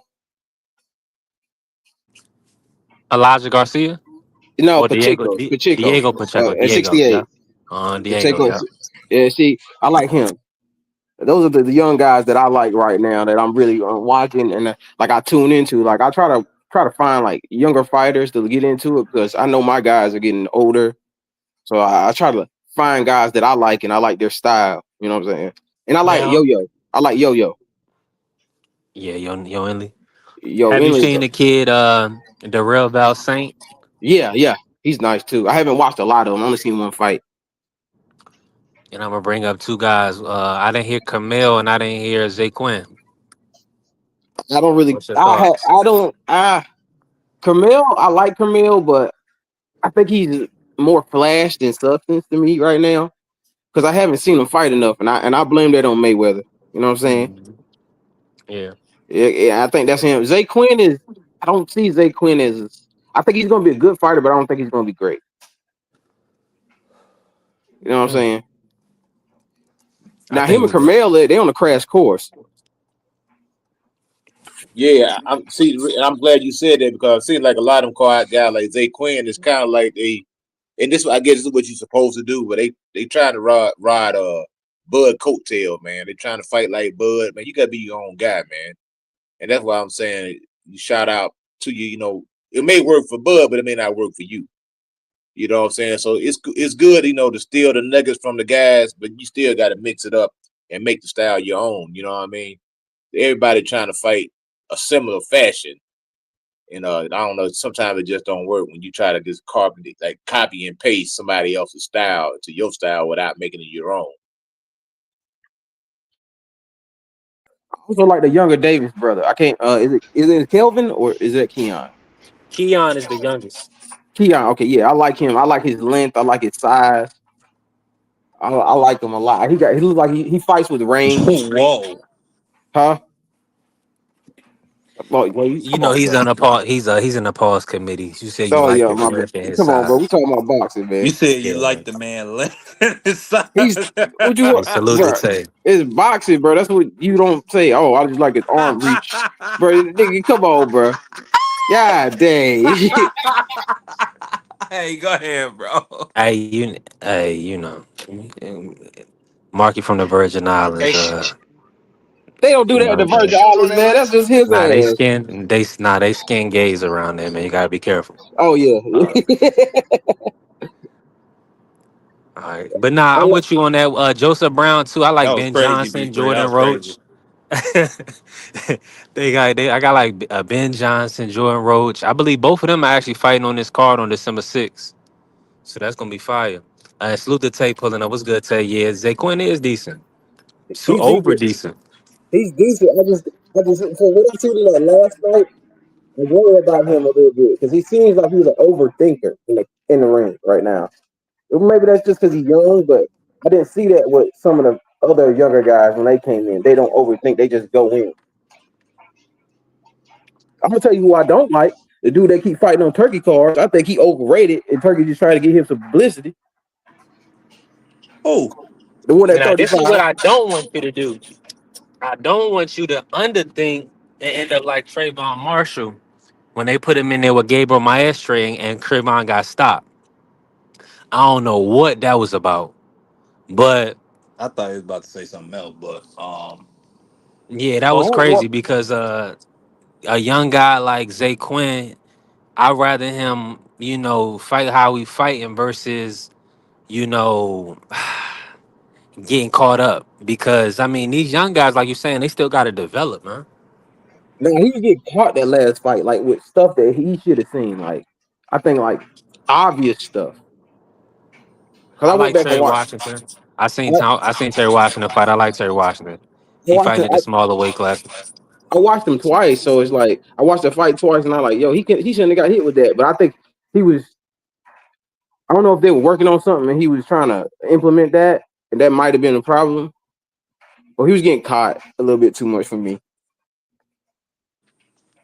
But I think he's gonna be a decent fighter. I don't know if it just I don't know. He's at 30, right? If I'm correct, he's at 130. So I think he could do a lot of that weight class because 130 has nobody that I think is above the approach up there. So I think they can make him and Carmel.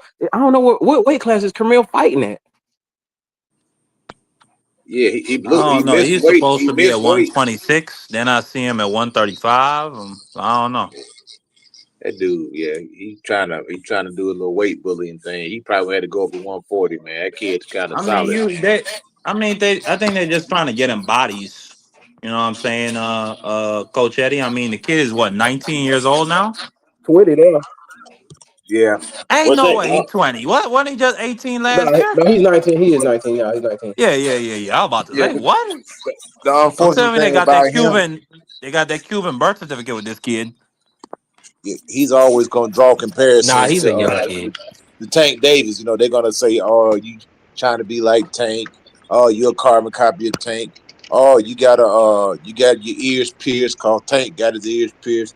You got tattoos cause Tank got tattoos. You got braids cause Tank got braids. As long as he You know, don't beat up no women, because Tank allegedly beat up some women. Yo, yeah, chill As long out, as he it, chill don't do out, that, he chill out, cool. yeah, man. chill out. You know, For Marky They Memphis, always they gonna for take they it Memphis there. tripping, fights man. nothing like Tank. He fights nothing like Tank. He's a volume puncher. Yeah, I feel you, but you know how they are, man. They gonna try to I link it mean, somehow. Coach I Eddie, they hate they that both though. Like short. They both short. They both light skinned. They both came up under Mayweather. Mayweather. I Maybe. mean, the That's it. similarities are That's the there. only thing they got in common. They don't fight nothing alike. But Nah, yeah, I Mayweather said the I boy know. he mispracticed. fight, he remind me more like a Aaron Pryor, Yeah. but maybe a little bit more accurate, just in terms of how he swarms on niggas and pressures them. But Tank is more like he a setup type of fighter. He He won't fights walk you into some They shit. mishand, more like Getting Zab. they You it, know what I'm Remo. saying? mishandling Remo, what that you about to kid say? right now, man. No, I'm saying they mishandling that kid right now. He be Mm. fighting after the card is done when the arena's empty and the lights is off. I don't know what the hell they be having that kid Damn. doing, man. Bro, Man, I that's will Like Mayweather. never You like got to get forget away from that that dude, shit. man. You The got to get away from funniest Mayweather shit yeah, a I, promotion, couple of the man. fights I had Coach went to, Eddie, the he was supposed to be funniest shit I. he, Go ahead, brother. he was supposed to be no, he was supposed to be fighting, and they said his fight was coming on after the broadcast was finished. That didn't make any sense. So he wasn't in the prelims. He was after the main fight. I ain't never It didn't heard make no shit sense. like that. Yeah, you gotta watch it on Dumb shit. YouTube. You gotta watch it on YouTube after. You gotta wait like 30 minutes for it to come on.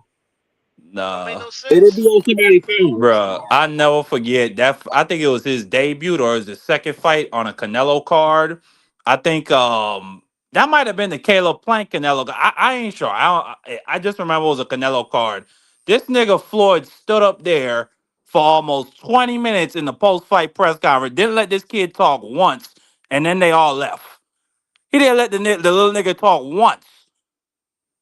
I never forgot that. I will never forget that as long as I live. That boy Floyd just went on talking about Canelo for almost 20 minutes.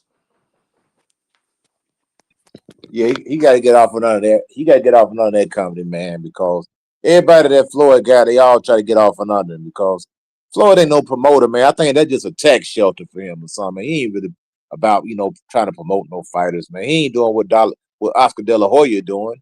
I mean, Oscar De La Hoya, he's not the best promoter in the world, but he's at least trying to run a company, man. He's at least putting on shows. You know what I'm saying? You look on, he'll have a Golden Boy card. It'll be on YouTube or something, but he's doing something. Floyd ain't doing nothing, man. But running around talking about himself. You know what I Yeah, mean? he's a horrible promoter, Yeah. bro. Like But you he gotta is spend money. He the trash. As worst, a bro. promoter, you gotta spend money. He not trying to do what Eddie Hearn did with Devin Haney. But that's why he messed up. Richardson Hitson, Jaleel Hackett. He had a camp where if he would have promoted those boys, he would have been making money off of them. He just It's wants to cheap be everything seats, got to be man. about him. Like, get the hell out of the way. Yeah.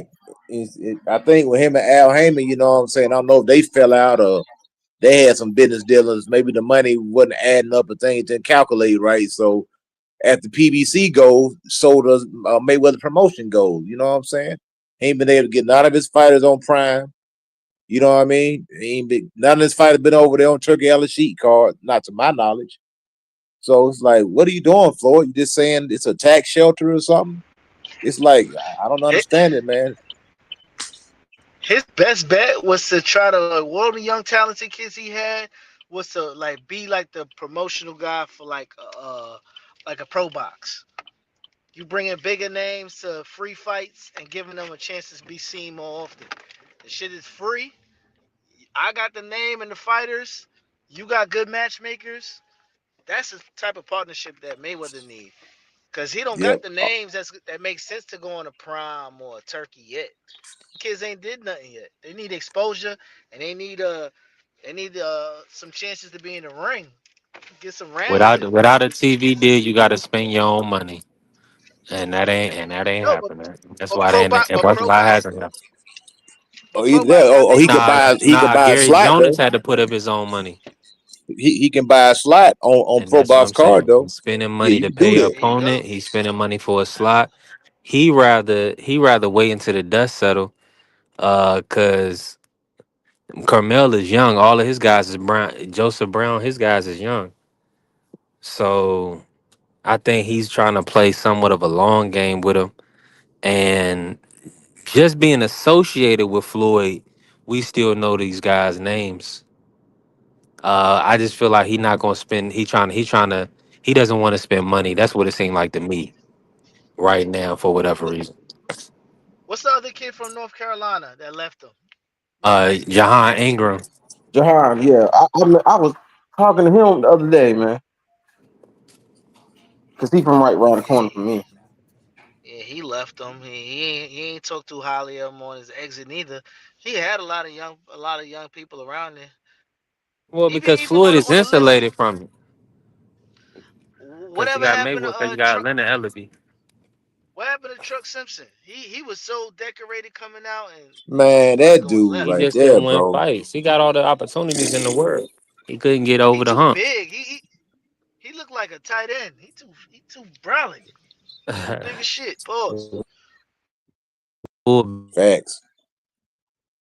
Yeah, maybe his style didn't, transfer over to the pro style. You know what I'm saying? Maybe he had maybe more of an amateur style where he can go in and overpower them guys and beat them up off reputation. You know what I'm saying? But now he got to the pros and seen it's a different game. The dude's not scared. Some of them dudes ain't scared of you. I remember he's fighting on the OTX, man, when he took his first loss. Yeah, he Yeah, been he man. been coming up Vladimir short, man. Hernandez. And then he He's just lost a a close one to Rocco Santana. he's a big ass kid though. Like I'm looking at him, I'm like, yo, he look like a football player. He don't look like a boxer. He just He like won't his let his hands calves is go. big. That too. But I don't know if how much sacrificing he doing in the gym. What he really weighs. He got to be like 200 pounds at Yo, every beginning let of me every camp. let me tell you something about boxing, man. It's only a few fighters who can win without letting their hands go, man. And you have to set a precedent, and they have to know that you're that type of fighter in order for you to get credit. And he tried to be one of the fighters that didn't let his hands go, and they didn't give it to him. Like Shakur, he can be very economical. He can win. Devin Haney can be very economical. He can win. Floyd Mayweather, he can be very economical and win. It's only a few guys that can be economical and win. Otherwise, you ain't gonna get the victory, bro. You know what I'm saying? You got to let your hands go. And Truck would never let his hands go. He's sitting there trying to sit back in that shoulder roll. He getting punched on, man. Yeah, Sad case, man. I'm with you on that, coach. Yo, and I'm sitting here looking at now. Shakur is moving up to 140. Now, if he gets this strap off of T.O., is he going to stay there? Or is he going to drop back down to 35? Is this one off? Or you going to give Gary Antron Russell an opportunity? You know, that's what I want to see. Because It don't make T.O. been sense to go ducking. to 135 because the only big fight is Tank. So it The would only be person his best bet would be to go to 147 and fight Devin. I think Devin is different stylistically than Gary Antoine. Plus, that'd be a the fifth only division for him. the only person I heard call out Gary Antoine openly and publicly, no problems, was Roach. He all over the place like bird shit, but he don't care. He said, "Man, I want him." I really hear people call that kid out.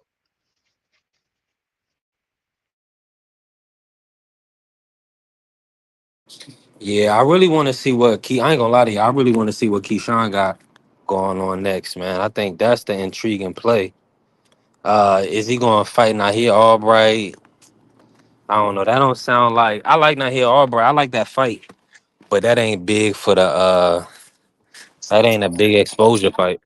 I ain't trying to see that fight. Didn't they already fight once? Yeah. I ain't trying to see that again. He didn't fight somebody else, and I want Shakur to go to 140, but if Keyshawn gonna be there and they gonna be like the tag team champions like they was at 35, I ain't trying to see that, man. I ain't gonna lie to you, man. Yo, he gonna be fighting That's Tubi too. funny. He gonna be fighting on Tubi also, because that's what Top Rank is at. They're on Tubi. That's where they at. Yeah, they Yeah, on. Top You know Rank. they They got top. fight on Tubi.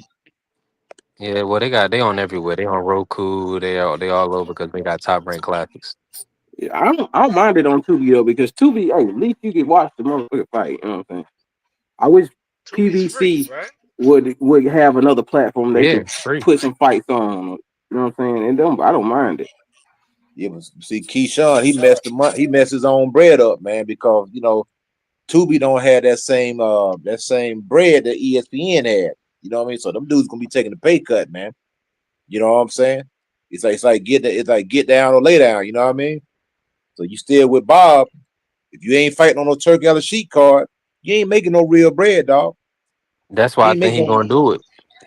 I think they making the money they supposed to be making right now. He messed it up. That's his fault. So whatever they making Yeah, right now, that's on them. Cause they put him in position for sure. He was ready. They put the house on him. He and he let dropped the the house ball. burn down. Now Abdullah finna take that spot. Yo, Yep. facts.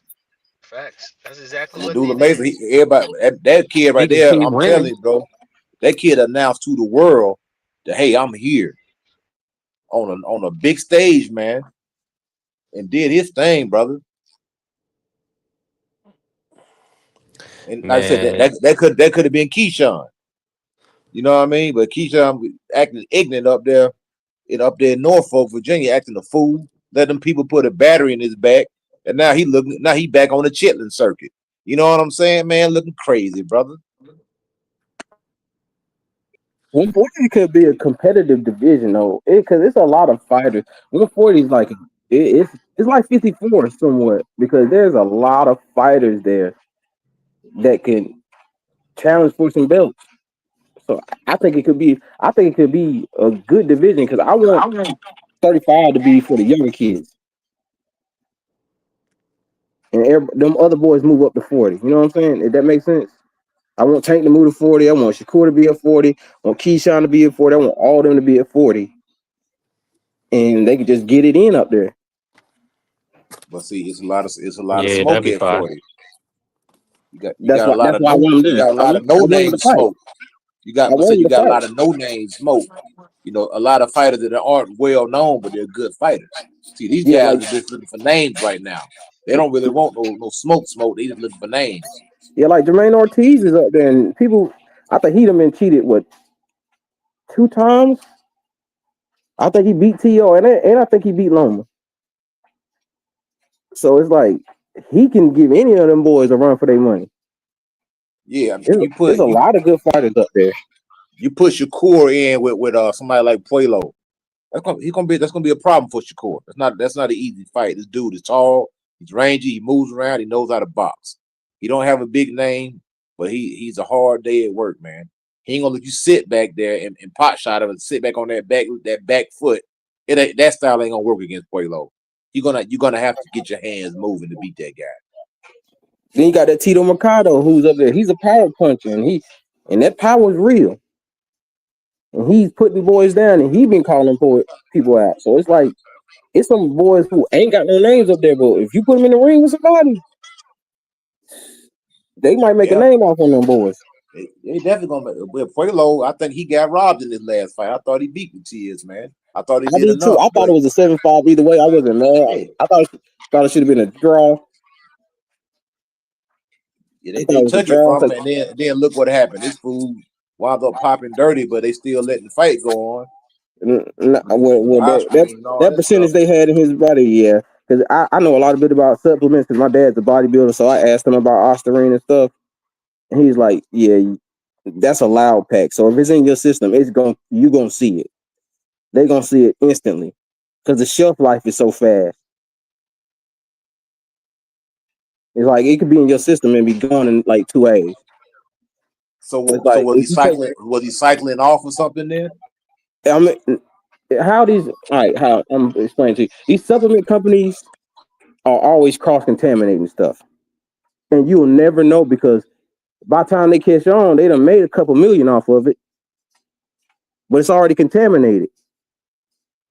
But they've made their money off it, so now the only thing they do is restart the whole production and send it back, and then they're gonna do that again. They're gonna mess it up and put something else in it that they didn't tell them. The FDA don't be checking nothing. It's the U.S. Allegedly. I ain't no allegedly. I'm telling the truth. These supplement companies are horrible. So, but he could have been cycling on. But Ostarine is. I got one thing about Ostarine. It's one of the worst ones to do because it's a SARMs. SARMs are not good. It's not a. It's not like a anabolic steroid or something like that, or melatonin that will that Janibek just pop for. Now that shit is strong. That shit works. But Ostarine is What I one of like the about the worst. Ryan fight is that you came out, Ryan. Even if it was a little bit, he still came out. Why do you have any of that in your body? You know what I mean? I don't know if there was messed up with the supplements, but I felt like that was a big advantage for him. It was a really big advantage. No matter what anybody says, you shouldn't have any of that stuff in your body. So, in my opinion, that helped him a lot, and it messed up Haney a little bit because it wasn't 50-50. Yeah, these boys better just go get creatine and stop doing anything else. Yeah, man. Coach Eddie said everybody just need to get down with snack, man. Get on that snack pack. Get on that snack Facts. program. Get on that sniggity snack, brother. That's a super pack. That way it'll be an even playing field. Everybody get on sniggity snack, and that way can't nobody complain about nothing. And Hey, now well, let me also say what this, that'll do. Coach. Oh yeah. With that being said, I mean, I'm excited for this weekend. I know we had a couple of subtopics this week, man. Unfortunate news with Janibek Law falling out and then Bud getting stripped at 168. But I mean, at least the weekend is bright. Um, before we end out, man, before we close out for the day, let me ask y'all this, right? Let me run this video, and I wanna ask you y'all pre-fight picks if y'all got them, man, for the just for the main event, Lamont versus Pitbull. Go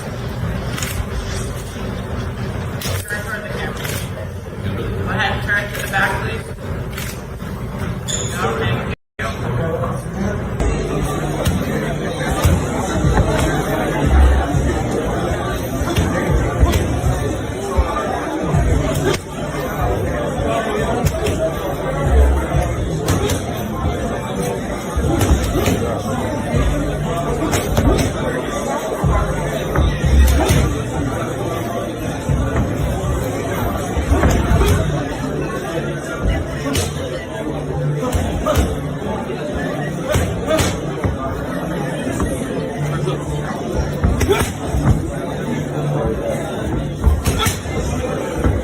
Cruz said he didn't come here to dance. He came to swim. He came and swung for the. He was swinging for the fences, and he got the stoppage. That was a good.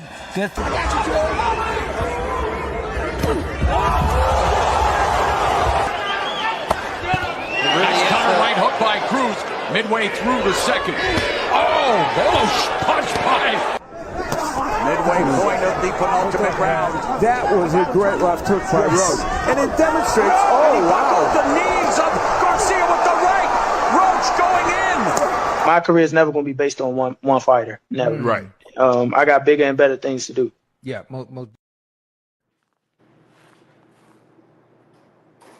Hey, Remo, you still in here with us?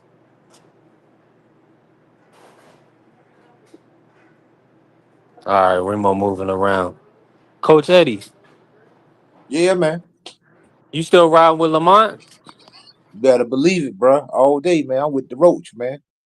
Yeah, I think Roach gonna get the job done, man. And I'm interested to see how he looks at 140 because he when I've been looking at him, on the build up to the fight, he's looking like he's pretty big, man. Looking strong, solid, man. And one thing I like to know about Roach is that he will let his hands go, depending on who the opponent is. You know what I'm saying? So he get in there and get active on Pitbull Cruz, man. Hey, he might wind up knocking the dude down to be the first guy to stop him, man. I mean, I know that's a tall task because Pitbull Cruz is shown to have a sturdy chin, and I never seen anybody really hurt the guy or even knock him down. But I got Roach, man, getting the job done all day.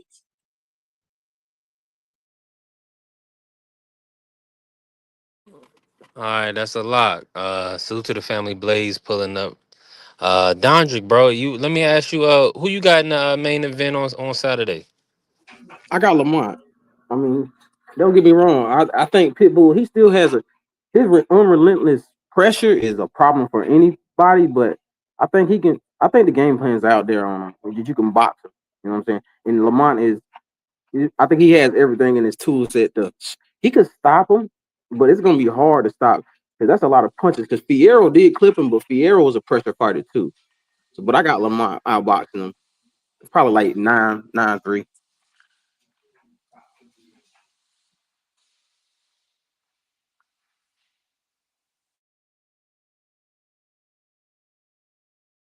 My bad, I'm still in the building. I dropped my phone. Shout out to the family Blaze pulling up. Uh, Blaze, man, let me ask you this, man. Peace. It's been a lot going on. I got to get your full cook now. You done pulled up. I got to get your thoughts on the Crawford being stripped of the WBC at 168, and then just kind of the Janibek Crawford fight falling out. What's your thoughts on everything? My thing with that is listen, three hell, you see that little 0.6% is a lot when you talking money. And Yeah, it's interesting too, I don't really do the pocket watching. I ain't never seen no official reports. There's always been disputes on how much Bud actually made. He said on that interview with the two MMA guys that he made 10, which I thought they looked like they gave him 10 up front, but all the reports were saying that he made 50 million. And they were saying that he chose not to want to pay the 300,000 to the WBC and got stripped. It is what it is. I mean, because salute to my brother Dondrick, man. it was something well within his control if he wanted to, particularly keep that belt. And we all know, the history, and we know when you got those belts, there's those sanctioning fees. So I'm interested to see what his official response was going to be, because Suleiman, and I met Suleiman too. I met Suleiman in Vegas during the Canelo Crawford fight because he provided a WBC belt to the content creators who participated in that undisputed tournament. So the person who won got an actual WBC belt, and it was signed by Holyfield. But I'm interested to see what his official response is as far as, why he didn't pay the sanctioning fees, and, how he feels and cares about the belts. But what it does do is it sparks debates amongst people that are for Bud and against Bud, and whether baits matter, whether belts matter. We'll go on to Floyd talking about how much rather like he would where he understood later in his career letting belts go and not paying no sanction fees, and just trying to figure out, because it what it does for me, it makes me wonder what Bud has going for him in the future, because you got to think if Canelo wasn't saying that he was wanted the rematch, right? Then the speculation was already that Bud was going down to 160. So if Canelo didn't say that, and then Bud was stripped, then people and he was having his target for 160, which I'll go into, which to me segues into Janibek, then nobody would really care. This will be a non-story, because we would be saying Bud wasn't planning on campaigning at 168 anyways. But the question is if Canelo activates the rematch clause and they actually fight, then they're fighting for a non-undisputed that they could very well should have been fighting for undisputed.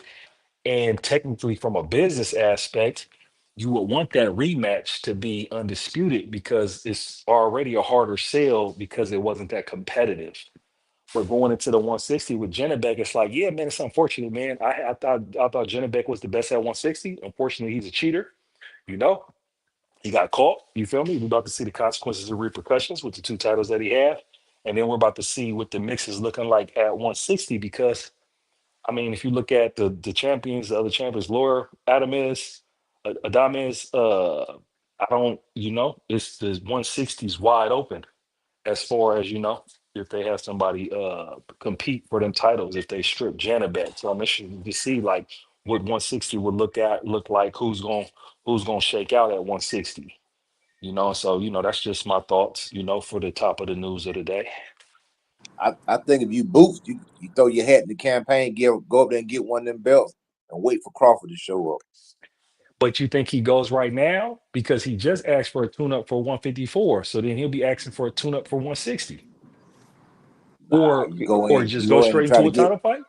try to go straight to the title fight because like they're going to strip my main man Janibek, so they're probably gonna have to fight for them vacant belts. But I Yeah. think that's all about positioning, and of course they're gonna be like, well, yeah, you ducking smoke at 154, that's why you're going to 160 is a weak division, but you're also positioning yourself also Not if he for a name it, potential OG. fight. Not if he name it. Not if he's saying, "Look, I'm coming up here and I want Bud," and it's gonna be what it's gonna be. Because I mean, one thing about me is I don't got no knock against Boots. Boots is just career ultimately puts him in a situation where he's never fought a big name. He was campaigning at 147. He was dominating at 147. I believe him, with his frame and his size that the doctors probably said, yeah, it's more healthy for you to make 150.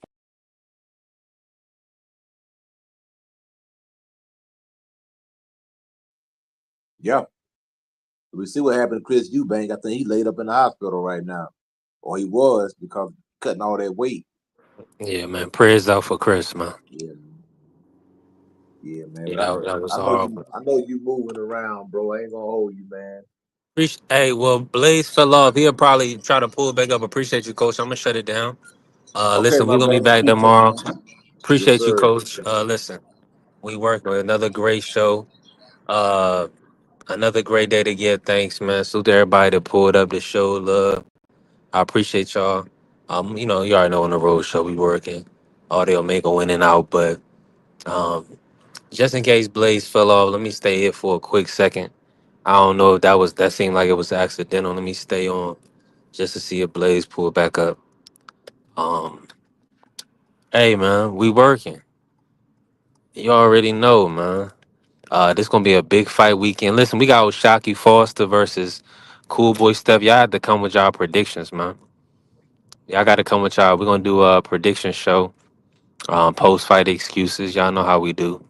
And I'm feeling like we should probably do that on Friday. I kind of want to wait till the weigh-in to do final picks, but this should be the start of it, man. It's supposed to be a big fight week, a pay-per-view. We supposed to have Tuesday grand arrivals, and then we also supposed to have press conference. Should be on Thursday, weigh-in Friday, so we should have a press conference tomorrow. But we're supposed to have media workout or something. Have Yeah, they I all had dropped off? Did everybody drop off? pretty much. I was about to shut the show down before you got on, but I wanted to stay on Oh yeah. so you can cook real quick. But nah, you was not finish up, Blaze. What you was saying? Was I at where I was talking about Boots as far as campaigning? Yeah, Yeah, just real quick, when I was campaigning, it was like, Boots was naming it and going to 160 and chasing Bud. That'd be one thing, but it's like he's stuck in a place to where there ain't really like no big names at 154. Like I would really want Boots to just go for get a title shot next as soon as possible at 154. I don't think he should wait. Call out Bakram, really, because that's arguably who they say is the best at 154. And I would just get a title, you feel me, fast. So that way, any type of criticism that they can say about Boots is like, nah, he ain't found a name yet, but he's got a title, you feel me? Campaigning at 154 and then figure it out from there. I'm with you 1,000%. And what you think about the WBC positioning Hamza Shiraz? Do you feel like he can win that in Billy fight, or you think Billy gonna get him? Yeah, I think Sheree, I think he can. I think he can with his length. I think he can, but and Billy then showed that he's gonna be relentless. He's gonna put his head down and stalk him the entire fight, right? But I think he got more power than Lester Martinez, and Billy took a lot of punches. You feel me? So I think that Sharice does have action, but I ain't just counting in Billy straight out because then Billy, is relentless as far as the pressure that he puts on fighters that gets in there with him. But Sharice got that length, and Sharice let his hands go. So what we seen against Berlanga, and he got him out of there early. So I think it's a good fight. I think he's positioned, and he's in good graces with Turkey. So they'll put him in position to be the guy. So that's the biggest thing I seen when they stripped him. It was like they giving Sharice an opportunity. And I was like, yeah, it looks like they're gonna, optimize his opportunity to build somebody that's new at 168, another name.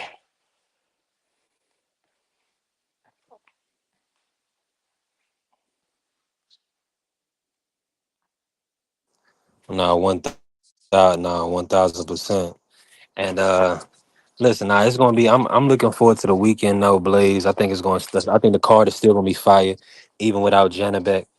Um, it kind of sucks that that fight fell out. That was really one of the more anticipated fights on the card.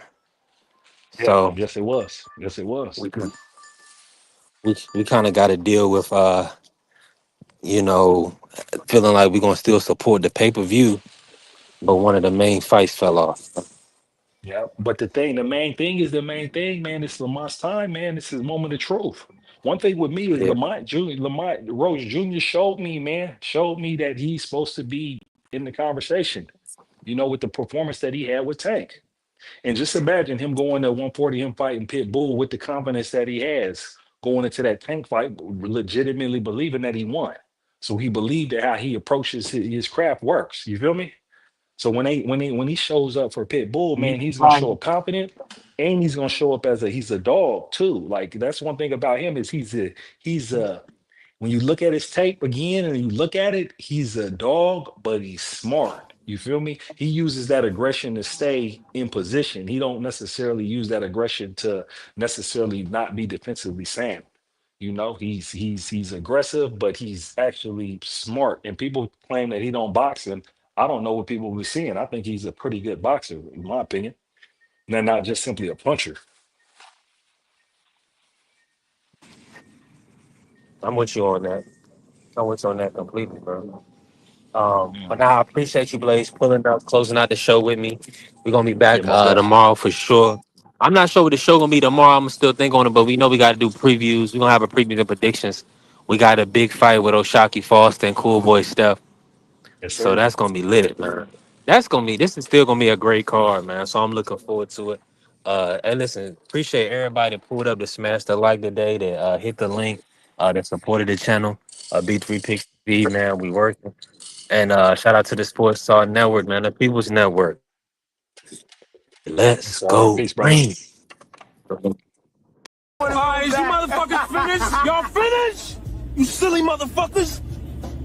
You got to be soldiers, alright? Soldiers.